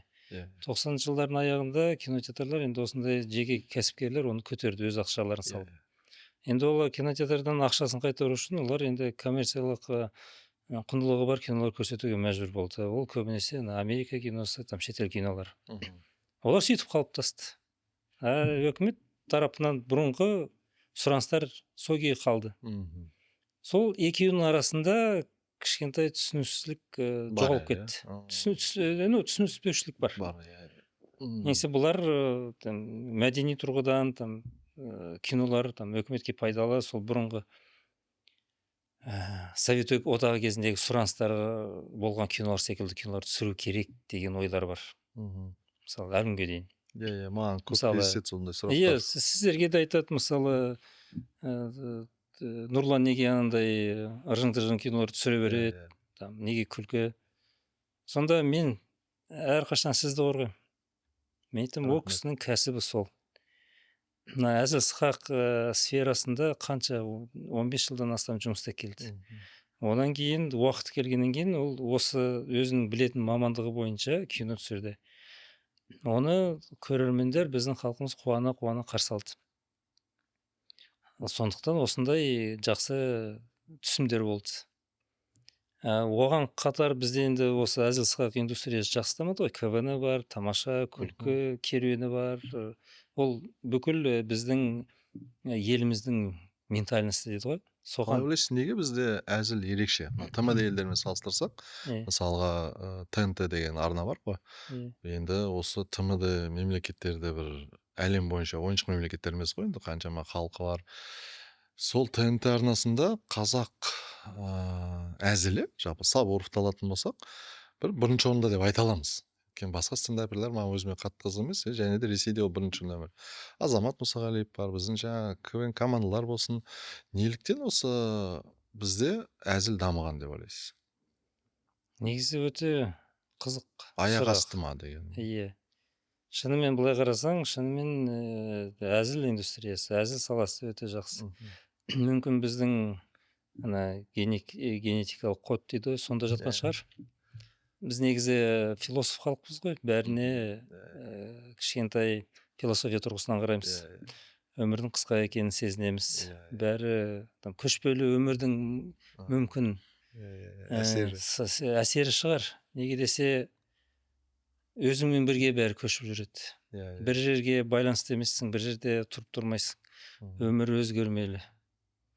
Бір кигіз үйде тұрасың, бәрің жиналып. Өмірің далада, ыстығы, суығы да сол жерде өтеді. Енді кішкентай әзіл күлкі болмаса, өмірің қызық болмайды, түңіліп кетесің ғой. Бір журналист келіп айтады да, осыны Нұрлан, жаңа сіз айтқандай ғой, неге комедия түсіре бересіздер дейді. Мен комедияның не зияны бар деймін да. Біз комедияда адам өлтіріп жатқан жоқпыз, жаңағы Байбектегі біреудің басынан атып жатқан жоқ. Мына жерде жұмсақ, кішкентай балалар 6+ деген кино оңай емес қой түсіру. Кішкентай баласы мен мамасы баратын кинолар өте қиын түсіру. Мен айтамын, жалпы бізде осындай жұмсақ, ешқандай зияны жоқ дүниенің дамып жатқаны жақсы ғой. Мысалы, рэкетир дейміз, мысалы, басқа да, мысалы, Бандитский Петербург, Бригада, сондай киноларында кезінде заманы болды ғой. Сондай кинолар көретін. Мен айтамын да, комедия ешқандай зияны жоқ. Жалпы комедия қандай мемлекеттерде дамиды? Ол мықты дамыған мемлекеттерде. Интеллектісі мықты дейміз ғой, жаңа қоғам. Франция, жаңа Америка құрама штаттары, Англия, жаңа Япония болсын, әзілдер өте мықты. Ана уайым қайғысы жоқ елдерде дейсің ғой. Иә, күлкіге уақыты бар, күлкіге көңілі бар. Жалпы ол әзіл шығару, біз өзім әзіл саласында 25 жылдай жүрмін ғой, жалпы әзіл шығару оңай емес. Бір енді жаңа оған интеллект керек деп, жаңа өзімді интеллектуалмын деп айтқым келіп тұрған жоқ. Жалпы юморды шығаруға бір не керек? Ұйқастыра білу ғой. Мысалы, дастарханда отырады да, біреу кітабын түсіріп алды, мына бірнәрсе деп қалды, бір кісі. Соның бәрін ұйқастырып, бір әзіл құрастырып жіберу, оған бір жылдамдық керек. Оны қазіргі мысалға біздің айтып жатырмыз ғой, әзіл саласында неге комедия көп, тек қана ақшада емес мәселе. Осы комедия, мен өзім білемін ғой, 17-18 жылдай 5.000 теңгеде алып келмеген бұл комедия. Біз өзімізге ұнап жүргеннен кейін жүрдік. Қазіргі кезде ғой өзіміз жаңағы бір кәсіпке айналдырып. Мен айтайын дегенім, дұрыс бастадыңыз. Жалпы көшпенді біздің мәдениетіміз, көшпенді болғанымыз өте қатты әсер етті деп ойлаймын. Біз жалпы 6 ғасырдағы немісті аламыз ба, австрийсті аламыз ба, кімді аламыз? Сол жақтағы адамды, европеец 6 ғасыр. Және біздің ата-бабамызды алайық 6 ғасыр. Екеуінің күн түзбесі. Таңертең не істейді? 6 ғасырда бір австриец тұрады да, мысалы, қарапайым австриец. Ол тұрады да, жаңбыр жауып жатыр, білмеймін, жаңағы ешкілер, жаңағы бір нәрселер бағалып жатыр. Сосын бар жұмысын істейді. Бірнәрсе жаңағы қылыш жасап жатады, бір өзінің респиратор өткен, олар крепостьте тұрады ғой, отырықшы ел ғой. Біздің ата-бабамыз не істейді? Алтта тұрады да, Оның байлығы, болашағы, киімі, тамағы жайылып жатыр. Ол малға бүгін былай қарап, ертең былай қарамайсың ғой. Ол жайылып жатыр, ғасырлап. Біздің тұрамыз алтта. Кеше солай тұрғанбыз, не істейміз? Жүр кімнің үйіне барып қайтайық? Әлекеңнің үйіне. Баласы дүниеге келіпті. Кеше бардық қой. Бүгін тағы барайық. Бүгін мама депті, бүгін папа депті деген сияқты. Жалпы бізде тойдың көптігі сол себепті. Жаңағы көшпенді болғаннан кейін біз бірімізге қонаққа барамыз, бір себеп тауып аламыз. Ол қонақ болғаннан кейін дастархан институты басталады. Кім қай жерде отырды, құда мына жерде, келін 55-те болса да шетінде отырады деген сияқты. Бір дастарханның несі бар да, бір мәдениеті. Сосын жаңа кім сөйлейді, біреу ән айтады, біреу сөз береді. Бүгін наймандар қонаққа келіп жатыр екен, мысалы 5 ғасыр. Наймандар арғындарға қонаққа келген кезде олар самолет жоқ, бір 3 ай жүрген шығар. Олар күтеді, қашан келеді наймандар деп. Наймандар да өздері қашан жетеміз деп. Сол келе жатқан кезде арғындар дайындалады. Той болып жатыр ғой. Сосын ақын шақырады, сен бірінші айтшы наймандар туралы. Не айтамын дейді. Шығарсайшы енді. Сол кезде кетеді жаңағы разговорный жанр дейміз ғой, жаңағы импровизация. Ой, найман деген халық, батыр халық. Сол кезде найман да жауап беру керек қой. Кім жауап берсейші. Мен айтарым деген, бізде жаңағы разговорный жанр дейміз ғой, бір ұйқастыру, әзіл айту, немесе ән айту, ол біз еріккенімізде емес, жалпы біз қонақты сыйлаудан, дастарханымызды сыйлауымызда, біз жалпы қонақ келген кезде қабамыз түйіп отырмаймыз ғой үйде. Біз күлеміз, жаңағыда келіншегімен мысалы келеді болады, келіншек ұрысып қаласың күйеуімен, бірақ қонақ келген кезде бүйтіп бір-бірін бүйтіп құшақтап отырады ғой. Ол не деген, жалпы көңіл аулау ғой, қонақтың көңілін аулау. Тамағын бересің. Көп тамақ істеп қояды ғой қыздар. Манты істеп қояды, плов істеп қояды, біреуде жетеді ғой, жоқ. Үйіп қояды жаңағы дастархан. Ол жаңағы көңіл аулау. Сыйластық. Ол жерде әзіл айтасыз, ол жерде ән айтасыз. Сондықтан да біздің жалпы өнеріміз неге дамығаны, біз кеше ғана дамытқан жоқ ол. Ол бұрыннан келе жатыр да бізде қонақ күту, және де соған сопутствующий нәрселері. И сол жаңа комедияны айтып жатқаным ғой, бізде қазақ бір-біріне әзіл айту, өзіңізде класстастарың, группаластарыңыз бар ғой, бізден қатты әзілдесетін. Кейде ойлайсың, осы киноға бару керек деген сияқты. Біздің класста менен мықты әзілдесетін жігіттер көп. Бірақ ол да жұмыс істеп жатады. Біз жалпы әр класста сондай. Әр ортада қазақта мықты әзіл айта алатын. Жалпы әзіл айту бізде ол мәдениет. Аржан емес, ол көңіл аулау деп санаймын. Менің өзімнің басымнан өткен бір жағдай да бар. Кезінде осы бір 8-9 жыл бұрын бір жаман аурумен арқалдым. Енді рак дейді ғой. Оның 3-ші деңгейінде болды да, өмір сүресің, тірі қаласың деген кепілдік ешкім бере алмайды. 25% беремін деп бір немістің профессор айтты. Сол кезде бірнеше операция, бірнеше химиясы бар, соның бәрін басым өткіздім. 2-3 жыл сол шетелде өткіздім. Сол кезде әсіресе жатарда, түн болған кезде адамда қорқыныш, үрей пайда болады екен. Ұйықтай алмайсың. Енді ойлайсың ғой, күндіз жарайды өмір сүргің келеді, күн шығып тұрады, бәрі ауа райы жақсы, әртүрлі әдістер іздедім, ешқандай әдіс таба алмадым. Қалай, психология кітаптар оқыдым, неше түрлі, енді көмектеспеді. Сол кезде компьютерді алам, комедияны қосам. Бүкіл комедия киноларын көріп шықтым. Бүкіл КВНді көріп шықтым.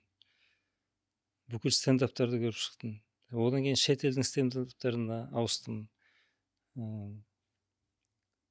Сіздің КВНіңізді әбден. Әр несін көріп шықтым ғой, әр передачасын, әр не. Сөйтіп көріп жатып ұйықтаймын. Келесі күні қайтадан қорқыныш пайда болған кезде кешке қайтадан соны қосам. Сөйтіп осыдан 8 жыл өтіп кетті ғой. Сөйтіп қалыптасып қалды. Жатарда сондай комедияны көремін де, сол кезде Құралай Анарбекованың киносы шыққан болатын. Брат или брак деген. Сол кезде Нұрланмен таныстым, Сабуровпен. Сол кезде айтқан Нұрланға айттым, мен осындай жағдай басымнан өтті, соның менің емделіп аман-есен қалуымда сен де бір себепкер болдың дедім де, мысалы. Нұреке, саған да айтам, сенің де себебің бар сөйтіп. Мысалы, сен де менің көңілімді көтеріп, аурудан көңілімді ауладың да. Мысалы, сондықтан ондай индустрияны жоққа шығарып, бұл керек емес деген, ондай сөзге келісе алмаймын. Басыңнан өткеннен кейін, осындай жағдай болғаннан кейін көзқарасың өзгереді. кыйналган жагдайда, турмушун кыйналган кезде осы күлкү кәне адамга көмөктөшөт. Сондуктан күлкү көңүлүңдү көтөрөтүн адамдарды курметтөө керек. Осы жылы мисалы сенин киноңду күттүк биз. Мгм. Тагы да бизнес по-казахски болому деп. Мисалы өзүң билесиң, ана былтыркы кино чыккан кезде өтө көп сынакка түштү. Иә. Осымен токтосок айтет, Иә. Ол болдук әр өйдем, жыл сайын ғой. да. Иә, Иә. ол қашан Биздин экөөбүздүн карым катнашыбыз кандай болсо да, мисалы Иә. мен айттым да, мисалы кээ бирлер ойлоп калат, мисалы Нурланды жек көрөт там. Мен айттым, Нурланды жек көрөм ба, жакшы көрмөйм ба, ол оған байланыштуу эмес. Онун туындысы халыкка керек. Бизге де бизнес тарапынан өтө керек. Биз мисалы сол кинону тагы да түшүрсө деп ойлойбуз дедим да. Сондуктан осы жылы мисалы сен ана башка кино түшүрүп жатсың го. Иә. Қазақ Анда әлемі. кичинтай таң калып калдым. Енді мисалы міне осы убакытты осы сухбатты колдонуп сурагым келет, эмнеге түшүрмөйсүң? Енді жалпы Биз тостук кой. жалпы Жок, шын айтам, ол немен эмес, камерага айтылган сөз эмес, не эмес, шын эмен. мен де Мисалы сізге ол кешір, традиция ретинде бизде калыптасып калды.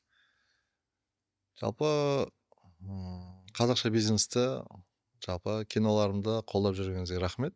Біз 2-3 жыл араласпасақ та, жалпы индустрия біледі ғой, біз 2 жыл Азыр неге араласпадыңар деген сурактар кетет го. енді ол енді өмір болғаннан кейін, кәсіп болғаннан кейін кейде болады, ойымыз келіспей қалады. Сол біз енді 2-3 жыл араласпадық.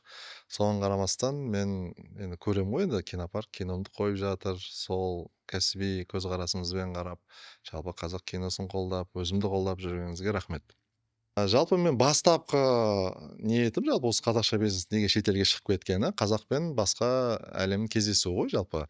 Африкандықтармен қазақ, американдықтармен қазақ, кореямен қазақ, жалпы осы химияны көрсету. Және де жастарға комедия арқылы шекара жоқ екенін көрсеткім келді. Мына жерде де әзілдесе аламыз, мына жерде де жүре аламыз. Мысалы ағылшындар неге әлем барлық жерінде жүреді? Қазір емес, анау самолет жоқ кезінде анау ағаш корабльмен Американы ашып, ол қанша корабльдер судың астына кетті, ол қайтадан корабль жинап, қайтадан барған.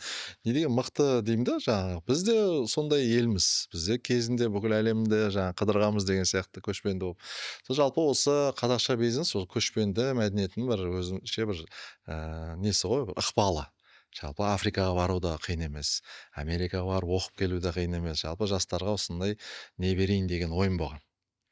Қорықпаңдар деген сияқты. Енді оны көбісі түсіне бермейді. Нұрлан жаңа ақша тапқысы келеді, бір бизнестен ақша түскен екен, соны барып тисе береді деген сияқты. Енді бизнес саласы, бизнес ретінде қарайтын болсақ, сіз қолдап отырсыз, өйткені жалпы қазақша бизнес өзінің аудиториясы бар. Ішінде жаңа 6+ деген кино ғой, ішінде темекі жоқ, ішімдік жоқ, ешкім сүйіспейді, ешкім ұрмайды деген сияқты. Ол да оңай емес жалпы.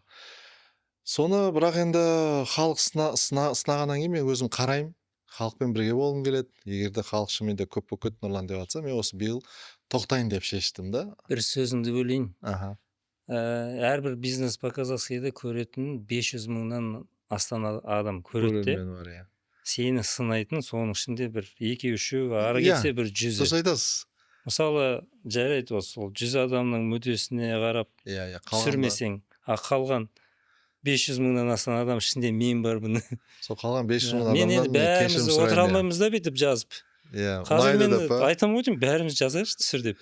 Осы туралы да мен бір үлкен бұл Петиция, бұл үлкен ой, дұрыс айтасыз. Бізде мен ақша мысалға саламын, мен қалжыңдап отырған жоқпын. Петиция аша. жоқ, шынымен де біз кейде комментарий оқимыз ғой, өзіміз туралы жазған кезде, біреу жүрек жіберіп жатады, біреу кереметсің дегенді оқымаймыз да, өйткені негатив іздейсің. Кім не жазды екен деп. Аяғында біреу жаман сөз жазса, соған кіріп, сен кімсің деген сияқты. Дұрыс айтасыз, біз кейде бірге бір шығасың ба деп. жоқ, енді жалпы кім жазып жатыр, не айтқысы келді деген көңіл бөлесің ғой, енді өнерде жүргеннен кейін. Пайдасы тимеген, ертең түзелейін деген сияқты. Біз дұрыс айтасыз, бір көшеде жүремін ғой, енді бір мегаға, бір Есентайға, немесе мектепке барған кезде кішкентай қыздар балалар келеді. 2-ші сыныпта оқитын кішкентай қыздар Жомарт аға деп құшақтаған кезде 12 кішкентай қыз ана жерде бүйтіп бұл жұмысты тастамаймын дегендей бір ой болады да, өйткені Марвелді емес, бір қазақ бір ағаны құшақтап жатыр да, Жомарт аға деп. Яғни бұл 2-ші сыныпта кішкентай адам ғой, оған не навяжешь, сен мына киноны көр деп. Ол кішкентай балалар ең күшті көрермен ғой, ол өзінің ойы бар, мынаған барамыз деген сияқты. Сөйтіп, жалпы қазақ киносында осындай кішкентай балалар өзінің киносы пайда болып, жаңағы мен өзім көріп отырмын да, суретке түскеннен кейін жауапкершілік пайда болып жатыр. Мен жалпы сондай суреттен кейін, жалпы каникул Таиланд деген кинода бізде кішігірім ішімдік болған бір кадрларда. Кішкентай балалар суретке түскен сайын мен соларды алып тастайтын деп Дұрыс, шештім. иә. Өйткені кішкентай балалар бар еді екен деп, біз басқа киноларды қоспайтын болдық. Енді жаңа сіздің жауабыңызға әрине дұрыс айтасыз, енді бір демалыс болсын дедім. Өйткені жаңа қазақша бизнесте ойнайтын актерлардың өздері де енді бұрыннан да танымал актерлар болды. Қазір енді өздері кино түсіріп жатыр.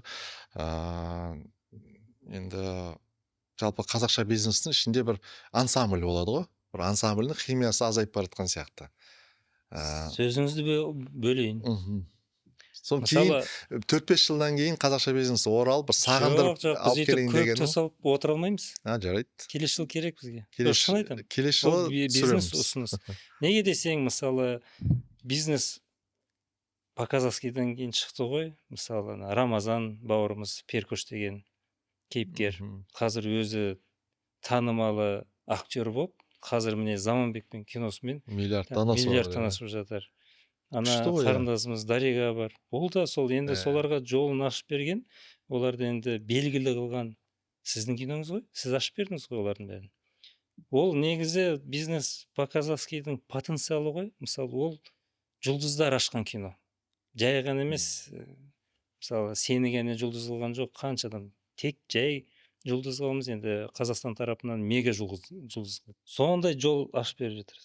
Мысалы, ол кісілер сіздерге қарыздар болу керек. Шынымен. Ешкім ешкімге қарыз емес. Жоқ, мен бүйтіп айтамын, мен айтамын да. Мен айтамын десеңізші. Сіздің үлесіңізді беру керек олар. Білмеймін айтайын. Мысалы, жарайды, ақшалай Жоқ, әрине біз ақша сыйластық ақша жағынан қарастырмасақ та, бірақ келесі туындыларыңызға қатысып отырып, оны қолдау керек. Неге десе, енді әр адам өзінің шыққан жерін құрметтеу керек қой. Сол секілді, мысалы, олардың шыққан жері, енді олар да оған келіседі.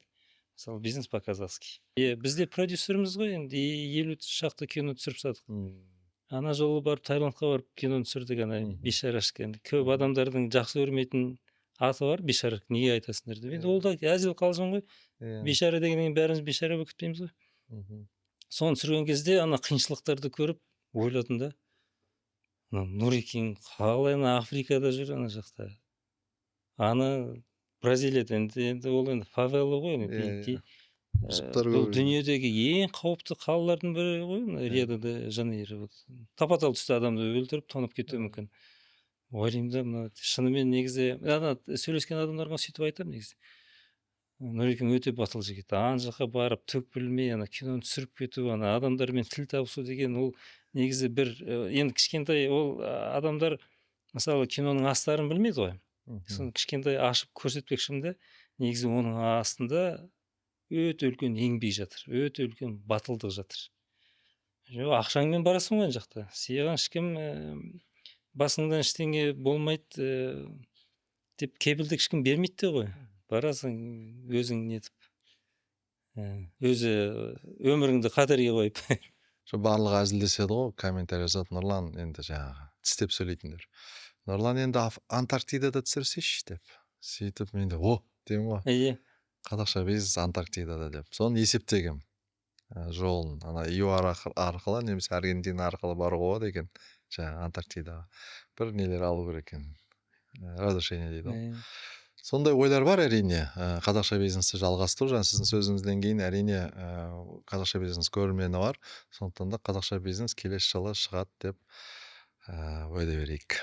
Келесі жыл қазақша бизнес шықса, 2 миллиардтан астам жинайсың деп ойлаймын. Қателеспесем, келесі жылы Аватар шығайын деп жатыр. Аватармен қатар, мен соны ескере айтып отырмын ғой.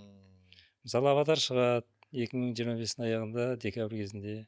Аватарда отқан кино жоқ жалпы, Сонымен тіреспейсің ба Аватармен? Сізде қанша зал бар?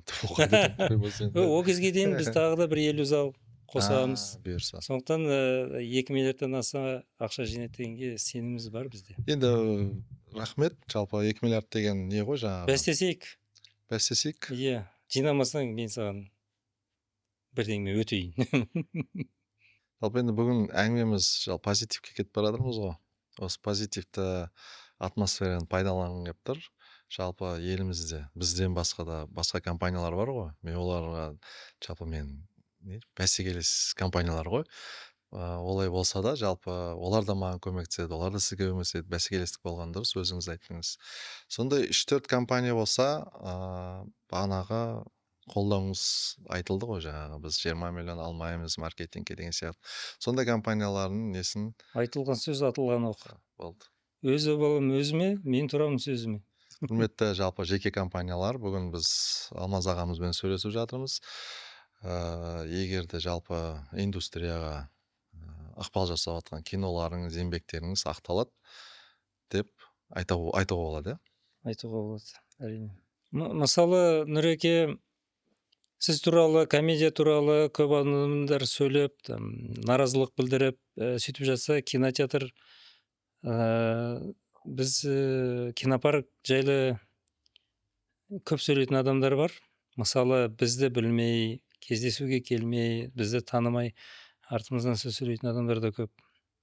Мысалы, кинопарк монополия екен, киноларды жібермейді екен деген сөздер өте көп. Оны адамдар білмейді, сондықтан біз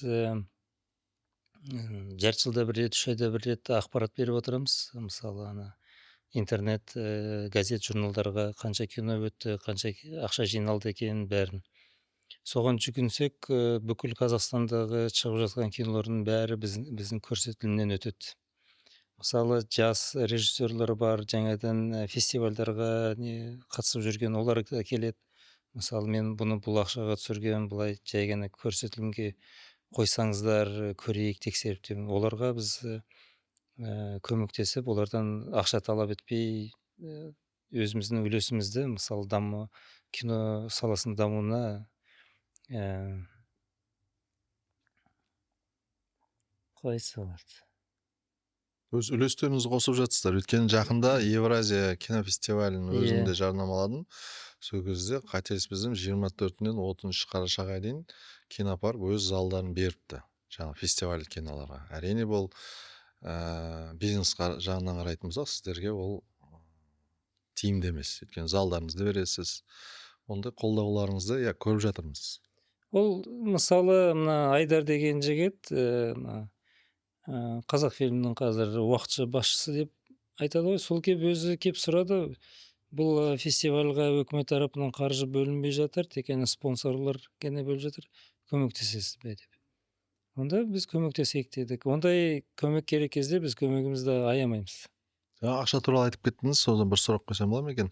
Жалпы бір жылда барлық киноларды қосқан кезде қанша қаражат түседі? Мысалы, Аватармен бірге, қазақ киносымен бірге, соның ішінде қанша пайыз қанша сома қазақ киносы тауып жатыр? Мен сұрайын деген себебім, жалпы кезінде тек қана американдық кинолар еді ғой, біз енді білуімше, сіз өзіңіз де білесіз, жаңағы 50% билеттің ақшасы жаңағы Диснейге кетеді, жаңағы тағы компаниялар. Шетелге кетеді. Шетелге кетеді. Сол айтайын дегенім, жаңағы қазақтың киносы шыққалы бері қаншама ақша қазір елде қалып жатыр? Ол өте жақсы сұрақ, орынды. Ковидке дейін негізі тек қана 5% кино қазақтың туындылары болды. Ковидтен кейін Американың киносына тапшы болып қалдық қой, олар түсірмей, шығармай. Бұл қазақ кино өндірісіне бір күшті мотивация болды. 22-ші жылы 30% кино қазақтың кинолары, кинодан түскен ақша қазақ киноларынан болды. 23-ші жылы 6 есе өсті. 6 есе өсті. 23-ші жылы 40%. Қазір енді 24-ші жылдың аяғы келе жатыр. Қазір енді санаулардан өткіздік осы уақытқа дейін. 55%-ға дейін қазақтың киносынан ақша түсіп жатыр. Яғни 55% осы нарықтан түсетін ақша қазір елімізде қалып жатыр, Елімізде қалып жатыр. Мысалы, 22-ші жылы қазақ киносының енді бокс-офисі дейміз ғой, енді жалпы түсімі 9 миллиардтан астам болса, 23-те 15 миллиардтан астам болды. Қазір жылдың аяғы әлі біткен жоқ, болжаммен 20 миллиардтан асады деген ой бар. Жалпы 20 миллиард ақша елде қалады, ол қазір доллармен санасақ 40 40 Миллион. миллиондай елде қалады. Ол индустрияға деген өте көп көмек. Актерлар, операторлар, грим бар, бәрі бар. Бәр саладағы мамандықтар дамиды. Олар ақша алады, оны кәсіп ретінде қазір қабылдайды. Бұрын кино түсірген кезде жарайды жылына 1-2 ғана кино түсіреміз, қалғаны там концертіне қатысады, там сериалына қатысады, сөйтетін. Қазір тікелей үлкен кино дейміз ғой, соған арналған мамандықтар қалыптасып келе жатыр. Ол өте жақсы құбылыс негізі. Жақсы ғой яғни. Иә, сондықтан мысалы кейбір соған байланыстырып айтқым келеді де, кейбір сыбыстар болады ғой, мысалы кинотеатрлар жүйесі көмек атқармай жатыр, кино көрсетпей жатыр. Мен айтамын да, өйтіп көмек атқармаса, көрсетпесе осындай 55%-ға жетістіктерге жетпейді қайтып ғой. жететін едік. Иә, осынша ақша қайтып түсетін еді. Егер кино өндірісінде кино түсіру тиімсіз болса, 22 жылы 38 кино шықты, 23 жылы 65 кино шықты, қазіргі таңда 100 кино шығып жатыр. Келесі жылғы болжамдар 150 кино Иә. түседі. Мысалы, егер біз бәріне қысым жасады десек, мысалы талаптарымыз, мысалы ойға сыймайтын талаптарымыз болса, мысалы, онда ондай түсім бола ма, ондай бокс-офис бола ма? Ол бір жағынан. Екінші жағынан, біздің егер бокс-офисіміз, түсіміміз, пайдамыз қазақ киносына байланысты болса, біз неге ол қазақ киносын басуымыз керек, оның мүддесін қорғамауымыз керек, қайдағы бір ойға сыймайтын бір ережелер ойлап табуымыз керек. Неге? Ол бізге пайдалы ғой. Біз сол қазақ киносының арқасында қазір енді тезірек ковидтен кейін орнымызға есімізді жинап, сол бұрынғы ковидқа дейінгі түсімдерге келіп, одан осы жылдары асып жатырмыз. Сондықтан енді біз бір жағынан бизнес тұрғыдан қараймыз, кино бизнеске. Енді бизнестен де ақша табуымыз керек қой, қарыздарымызды төлеуіміз керек, банктар кредит. Екінші жағынан біз өзімізді енді патриот санаймыз. Мысалы, кейбір адамдар осы интернет ғаламтор жүйесінде дейді ғой, осындай мақалалар жазады. Біз міне қазақтың мәдениетін шетелге көрсетіп жатырмыз, бүйтіп жатырмыз, бірақ елімізде біз ешкім көрсетіп жатқан жоқ, бүйтіп жатыр, сөйтіп жатыр деп. Мен айтамын, біз де елге жұмыс істеп жатырмыз. Елде кино өндірісін өсіріп жатырмыз, кинотеатр салып жатырмыз. Біздің кинотеатрлардың деңгейі, мысалы, сапасынан Европадағы, Англиядағы, Франциядағы кинотеатрлардан кем емес, артық болмаса. Өздерінің киносын түсіреді екен, өздерінің киносын ғана көрсетеді екен, қалған киноларды көрсетпейді деп, болып жатқан нәрсеге сәйкес келмейтін ақпарат тарататын адамдар бар. Қызық негізі бізге де. Мысалы, осы жыл 100 кино шығарды. Сол 100 киноның 10-ын ғана біз шығардық. 10 шығардық, оның ішінде 10-ның бір 5-еуі бір 50 миллионды жинай алмай қалды. Енді бізде, мысалы, көрерменге не керек бәрін білмейміз ғой. Бізде бизнес ретінде бір рисктерге барамыз. Иә. Мысалы, жарайды 100 киноны мен түсіріп тастасам, ешкімді алмасам, ол бір сәрі. Одан 50, 60, 70 кино түсіріп тастайтын ондай мұрша жоқ, оған уақыт та жоқ, кинотеатр салу керек. Біз енді сіздер секілді кино саласында осы өндірісте болғандықтан бізде бір түсіргіміз келеді. Біздің де армандарымыз бар. Бір айтылмай жүрген ойларымызды жеткізгіміз келеді. Енді бізде тек қана ақша тауып, сол бірдеңе алу деген ол тым қарапайым нәрсе ғой ол. Рахмет үлкен. Жалпы енді біз жақында бір журналист хабарласты. Жалпы қазақ киносында өзге тілдің сөздері өте көп деп. Маған да сон хабарласып жатыр да, Нұрлан, неге біздің жаңағы қазақ киносында өзге сөздер көбейіп кетті дейді да. Мен сол журналистке айтамын, сіздер қазіргі кезбен зерттемесеңіздер, сіздер басынан бастаңыздар. Жалпы біз осы салаға келген кезде, өзім туралы айтатын болса, қазақша бизнесте келсем, бәрі өзге тілде түсіріп жатыр екен. Сол кезде мен ойладым, өзге тілге шамамен қазақ тілді көбейтейік деген. Қазір қазақ тілді кинолардың саны көбейді. жалпы қазақ киносында қазақ тілінің пайызы көбейді. Ол жаңағы өзге тілдің сөздері бар, ол азайғаны ғой, осы 10 жылмен салыстырғанда. Соны жалпы қазақша бизнес біз басында қазақша әзілдерді қоса бастадық. Сол жерде қазақ көрерменіне қызық болсын деп, жаңағы сол қазақтың әншісі Төреғали болсын, қазақтың көретін сериал Келін, Сетқат Шукла, соларды шақырдық, қызықтыру ғой енді қазақ көрерменін. Ары қарай уже Түркиядан бастап біз толық неге көше бастадық, қазақ тіліне. Жанбай Жанбаев қана кинода өзге тілде сөйлесейді, өйткені маған сол ыңғайлы деді, актер ретінде. Жарайды дедік. Бірақ енді жаңа журналистерге айтамын да, сіздер қазіргі күнмен салыстырмай, жалпы қазіргі күн ол жеңіс деп қарау керек. Өйткені біз қазіргі кезде қазақ тілді кинолар, кинотеатр көрсете бастады. Өзіңіз де айта аласыз ғой, кезінде осыдан 10 жыл бұрын жалпы кинотеатр бар. Сіздер ғана емес, жалпы кинотеатрлар бір тілде көрсеткен ыңғайлы болды. Өйткені бір тілді бәрі таниды. Қазақ тілінде түсірілсе, көрермен аз болуы мүмкін деген бір ойлар болған кезінде. Өйткені ол әрине Совет одағынан ең шыққан қоғам болып жаттық қой. Қазір Құдайға шүкір, барлық кинотеатрлар өздеріңіздер де жаңағы Оян қазақта қазақ тілінде болды деген сияқты, Дос Мұқасан қазақ тілінде болды деген сияқты, біздің де комедиялар қазақша болып жатыр. Бір тілді болса да, қазір өзінің көрермені бар. Аватар орысша болса бола береді, бірақ қазақтың киносы қазақша шығып жатыр, ол кинотеатрларға зиян емес.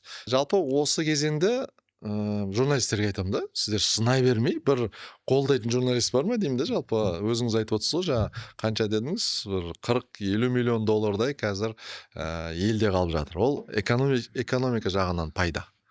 Бір жағынан жаңағы кинотеатрлар желілеу, жалпы қазақ тілді киноларды қоюға өзі жаңағы мүмкіншіліктер пайда болды. Жалпы аудитория сене бастады кинотеатр. Ол бизнес қой енді. Ол да бір жеңіс.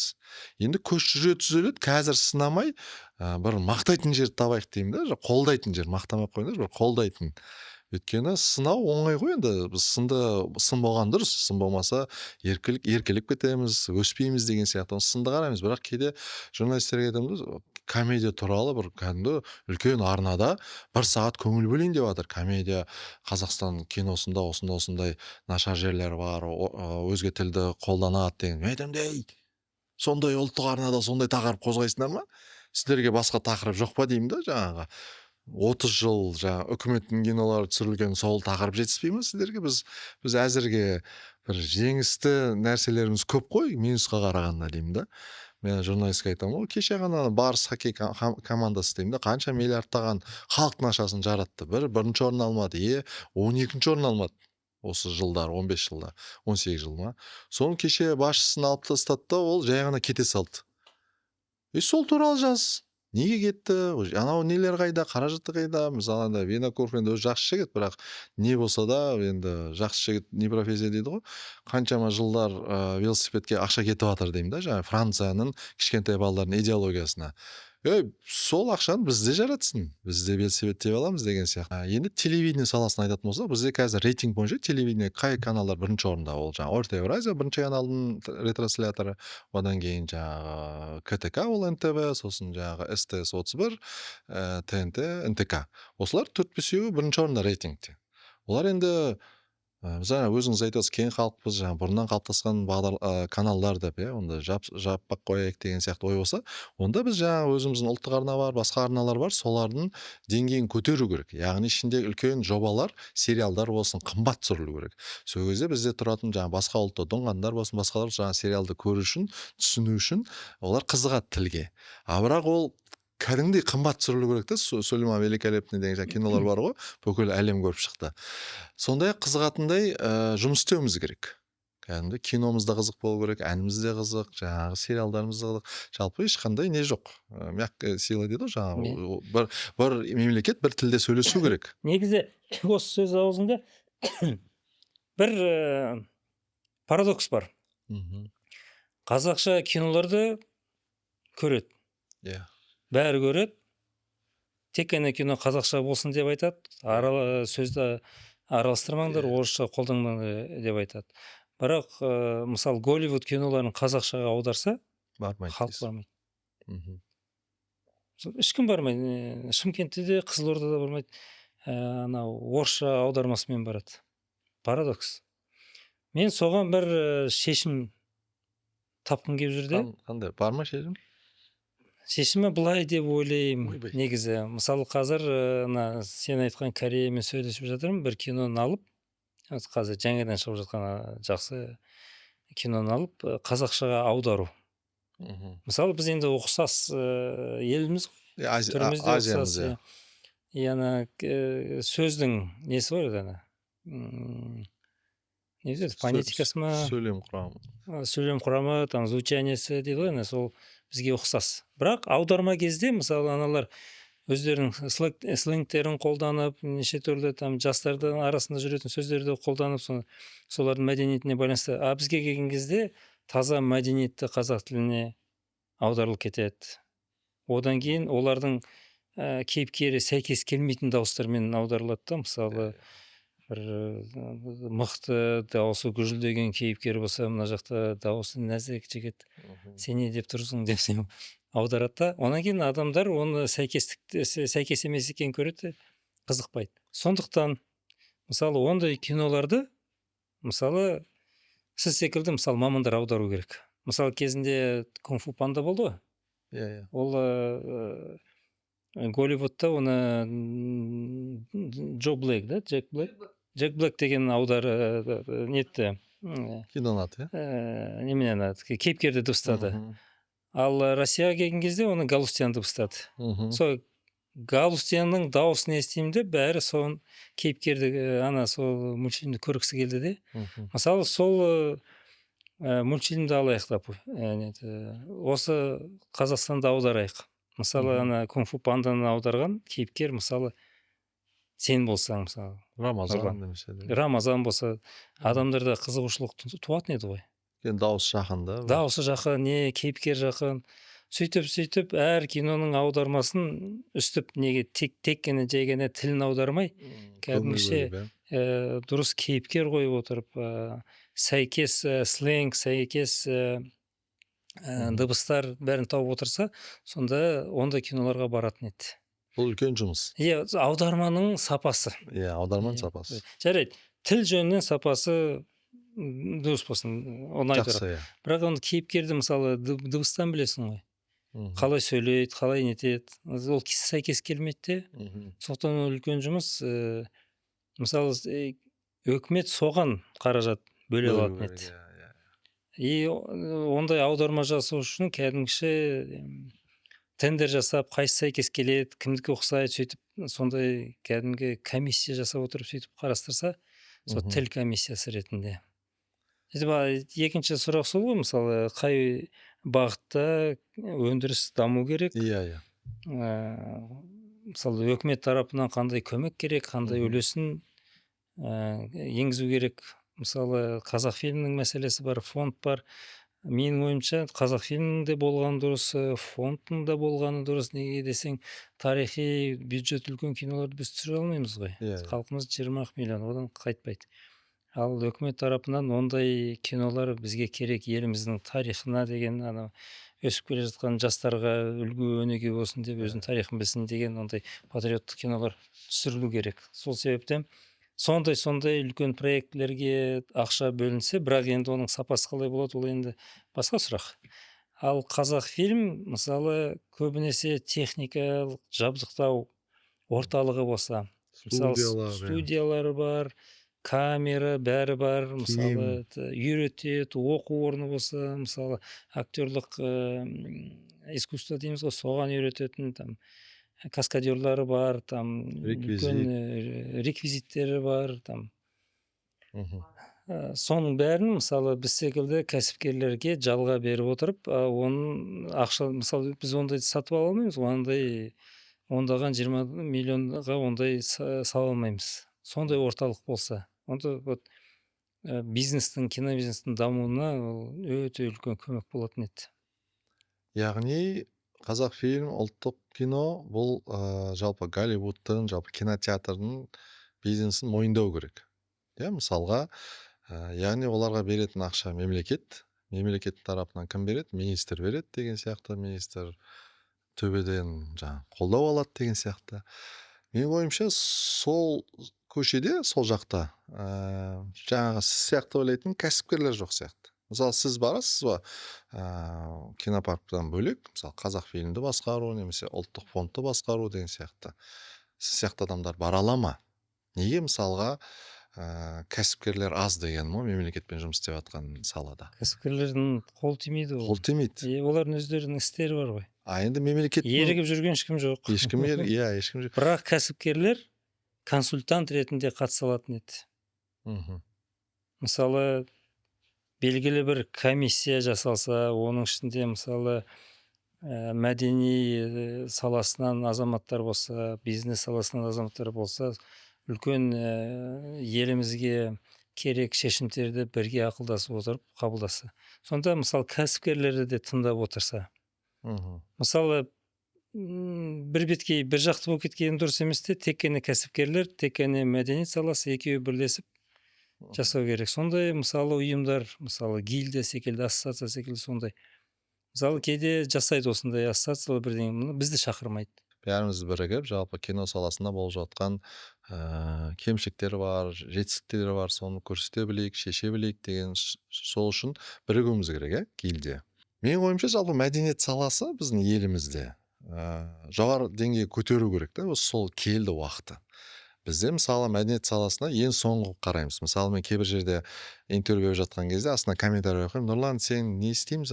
Киноң болсын, мәдениет, эстрада, бізде үй жоқ, бітпеді, ана жақ дәретханалар, жол жоқ деген сияқты. Мен енді біз ол сұраққа жауап бере алмаймыз. Ол жол соғатындар, емхана соғатындар, ол басқа адамдар жауап берсін. Біз пока осы өнер саласы туралы айтып жатырмыз да. Жалпы өнер саласы біз бағана айтып кеттік. Америка құрама штаттары, Франция болсын, Корея, Япония өте кәдімгідей рентабельно қарайды да. Бәрі кей-поп болса, өзіңіз айтқандай 100 топтан бір 10-ы қалады, бірақ сол Blackpink Англияның королімен кездеседі, немесе Байден BTS-пен кездеседі. Неге Байден BTS-пен кездеседі? Кореяның кішкентай Кореяның бір музыкальный тобы. Байден қайда? Америка құрама штаты. Оларда аудитория бар, трафик, олар трафикпен ойнап жатыр да Корея. Яғни мәдениетте олар тек қана ән ғана емес, жақсы ән шығарайық емес, ол әннің артында фанаттар болу керек. Қазақстанда, Сингапурда, Малайзияда, Америкада. Сол үшін король оны шақырады. Мен модныймын, мен Blackpink маған келді, танымал. Кореяның қыздар тобы Лондонның төрінде жүр ғой. Ол мемлекеттің қолдаусыз ондай болмайды. Бізде де айтып отырмын да, соны бізде мәдениет саласына келетін болсақ, біз енді министрде отырған жақсы, ақылды министрлар, апайларымыз, ағайларымыз бар. Жалпы системасына көмектесейік дегенім ғой. Біз өзіңіз айтасыз, біз айтайық, басқа біреу айтсын. Сондықтан осы сұрақты көтеріп жатырмын, ақылшы болып тұрған жоқпыз. Жалпы біздің мәдениет саласын мемлекет дәрежеде көтеру керек. Телевидение не айтып жатыр, бізде 20 арна бар, барлық арнада көрсетіп жатқан турецкий, индийский, тағы да көрші елдің сериалдары. Біз неге басқа елдің сериалдарын көрсетуіміз керек осы КТК-да, және де оған төлейміз. Ол басқа елдің идеологиясы ол сериалда, соның үшін тағы да ақша төлейміз. Сондай көп нәрселерді осылай гильдия арқылы, үлкен кеңес арқылы шешілу керек деп ойлаймын. Тек қана бір жиналыстарда емес, айтылды, кетіп қалдық. Рентабельно жасау керек та. Мысалға, неге кинотеатрда қазақ киносы көбейіп кетті? Ол да бір инцидент күшті. Яғни жұрттар естіп жатыр, бір кино миллиард тапқан екен, екінші 1,5 миллиард тауып жатыр. Бағана айтқан нәрсе ғой, мен өз еңбегімен ешнәрсе ұрламай, бұл өмірде бір нәрсе істей алады екенмін деп. Қанша өнер адамдарына үміт сыйлады кинотеатр саласы. Жаңа өзіңіз айтқандай, бұл жерде кассада бағана әкесі мен баласы деген демократия бар. Өзі біледі қай киноға барады. Марвелға бара ма, Дариғаға бара ма, немесе Рамазанға бара ма деген сияқты. Осындай кинотеатрдағы, жалпы мен кино туралы бір айтып кетейін. Осы жерде жалпы кино саласында жұмыс істейтін барлық қыздар мен жігіттер рахмет айтқым келеді. Маған ұнады осы сала. Өйткені мен кино түсіріп жатқан кезде басқа жерде байқамадым. Андай департамент, мейкап салға, грим жасайтын департаментке 10 минут береді. Өйткені ол кешігіп қалса, ана жерде операторлар свет қойып қойды. Оны қазір үлгермесек, бұл локация кетіп қалады, ертең далада түсіресің, ол жерде жаңбыр жауады. Бәрі бір-біріне взаимосвязано, бәрі бір-бірін сыйлайды, ешкім ұрыс-керіс жоқ. Бәрі шүк-шүк. Кімдер художниктер кіріңдер деген кезде художниктер керектер бәрін қойып кетеді, шығыңдар деген бәрі шығып кетеді. Өзі кішкентай бөлмеде 60 адам жүреді ғой. Мына бөлмеде өзі қанша адам отырмыз деген сияқты ғой. Мынандай бөлмеде кино түсіріледі. Өзіңіз білесіз ғой. 60 адам кіріп шығады ғой бүйтіп. Біреу несін қойып кетеді, біреу грим жасап кетеді, біреу тамағын беріп кетеді. Бір-біріне тиіспейді жаңағы. Мен осы формуланы зерттеп, білмеймін, бір менен жаңағы ғылыми бір адамдар бар шығар. Осы формуланы зерттеп мемлекетке беру керек та. Басқа салаларда осылай істеу керек. Мейкап мысалға, енді әрине мейкаптың қыздары айлығы актердан төмен. Бірақ оның өз заңдылықтары ғой, өз басқа кинодан алады, өзінің жауапкершілігі басқаша, актер түрмен ойнайды, өмірін берген, басқаша да енді. Бірақ мейкап менде ақша аздау екен деп бүйте отырмайды ана жерде. Әрқайсысы өзінің жұмыс та оператор кіріп жатыр, қыс жаз, оператордың өздерінің арттарына бүйтіп отыратын нелер бар жаңағы. Бұл неменеге десем, кейде бір сұрамаймыз дейді, орында отыра саламыз, анда бір қандай квадратный бір нәрсе бар. Бір лишний зат жоқ оператордың қолында, қалтасында. Мына жерінде скотчы бар, мына жерінде бір отверткасы бар. Лишний бір кәдімгі не? Спецназ оператор. Ана художник жүреді көзімен бүйтіп. Ана несін қоғам ғой бұл енді. Әрқайсының өзінің әйелі бар, күйеуі бар, келеді. Әрқайсы үйінде мүмкін біреу ұрысып қалған, біреу көңілді келді. Бірақ бәрі келеді да бір характермен жүреді бүйтіп. Түсіріп тастау керек 15 күнде. Жаңағы пересъем дейді, бәрі шыдайды. Түсініп отыр жаңағы кино даму керек, продюсер түсіру керек деген сияқты. Соны айтайын дегенім, жалпы осы формуланы зерттеп беру керек жаңағы Қазақфильм несі болсын, жаңағы басшылығына, үкіметтегі басшылыққа, басқа да КТЖ болсын, хоккей болсын беру керек деуге ой ғой. Жақсы. Бізге қараңдар деп па? Жоқ, ол өйткені жалпы жеке компаниялардың киноларын айтатынбыз ғой, жаңағы 100 кино, соның 98-і шығар жеке компаниялар. Олардың формуласын зерттеу керек та, как они выживают, не үшін түсіріп жатыр, қалай ертең өмір сүреді деген сияқты формуласын. Кино саласына келіп риза болдым. Негізі Әріптестеріме. шынымен осы мәдени индустриясы шынымен қарқынды да дамып келе жатыр ғой. Мысалы, ана өлең айтуы бар, әзіл бар, киносы бар. Шынымен өте жақсы. Мысалы, енді қазір көбінесе енді киноны қатты сынап жатыр. Бірақ ол да қалыптасып орнына келеді деп ойлаймын. Индустрия ретінде қалыптасқан кезде қазір мысалы Голливудты ешкім сынамайды ғой, бүйтіп жатсыңдар, сөйтіп жатсыңдар, анан. Олар қалыптасты, бір 100 жылдың ішінде қалыптасты. Біздің бар болғаны бір осы 5-6 жыл жұмыс істеп келе жатқанымыз. Енді сен сөздің басында айттың ғой, кішкентай бала секілді тәй-тәй жүріп келе жатыр. А оны ана Хусейн Болт секілді 100 метрде жүгір дейді де, ол әлі жүгіреді, бірақ ол кішкентай өсу керек. Хусейн Болт ол Голливудтың киносы. Иә. Біздің кино ол жаңағы 2 жасар бала. Тұсауын енді кескен бала жаңа. Мысалы кинода сөйтіп дамып келе жатыр. Бірақ біз енді одан асып дамый алмаймыз да, сол елмен бірге бүкіл ана орталық тенденциялармен бірге дамимыз. Кейде бізден американский, мысалы Америка Голливудтың киносын түсір деп айтады да. Ол үшін біздің ел Голливуд секілді болу керек қой, бүкіл еліміз. Америка секілді болу керек. Медицинасы да, бәрі де сондай болу керек. басшылары да. Сәйкес болуымыз керек. Біз одан елімізден, халқымыздан асып шыға алмаймыз. Негізі бізде жұмыс істейтін сол өзіміздің қарапайым халық.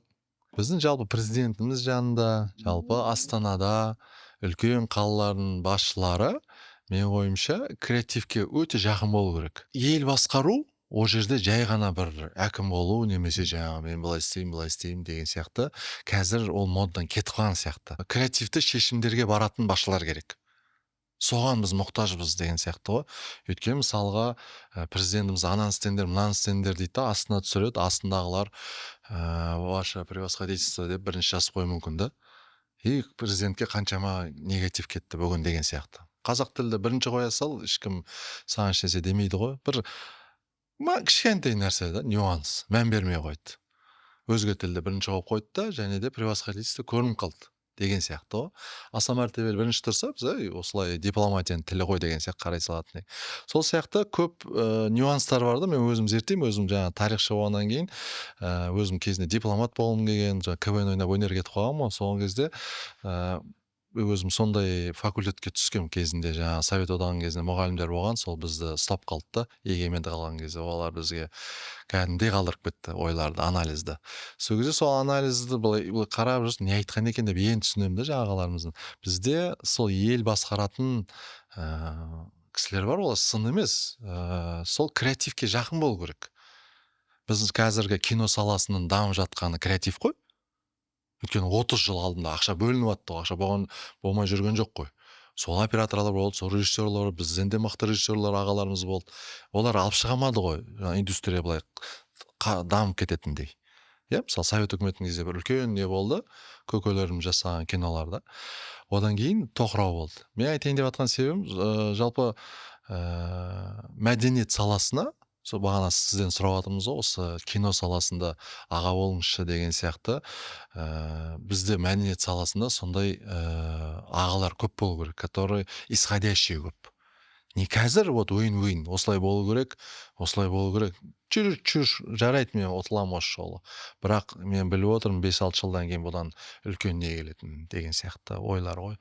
Енді мен жаңа тура айта алмадым. Бізде енді елімізде бір-бірімізді қатты сыйлап қалған қоғамбыз ғой. Қазір бір нәрсе айтып қалсақ ренжіп қалады жоғарыдағылар. Бірақ айтайын дегенім, бір сөзбен президенттің жанында және де бір халыққа маңызды сұрақтар енді көп қой, сол жерде креативті кісілер болу керек деген ой. Жалпы бүгін уақытыңызды бөліп осылай әңгімелесуге келгеніңізге рахмет. Құрметті көрермендер, кәдімгі бағдарлама сияқты қоштассақ, барлықтарыңызға рахмет. Бүгін бізде қонақта, бізде деп қоямыз, алғаш рет жалпы осындай кездесу болды. Неліктен бұл кездесу болды? Өйткені жалпы киноиндустрияда көптеген сұрақтар туындады, көп әңгімелер болып жатты. Сондықтан да Алмаз ағамызға хабарласып, осы әңгімені жалпы тоқтатайық, бірігейік, бұл біз ортақ сала деп шешім қабылдауға кездестік. Уақыт бөлгеніңізге рахмет. Жалпы менде тағы бір ұсыныс, осылай жиі кездесіп тұрайық.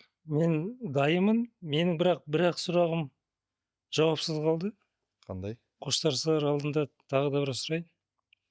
Бизнес по-казахскийді жалғастырып түсіресің бе?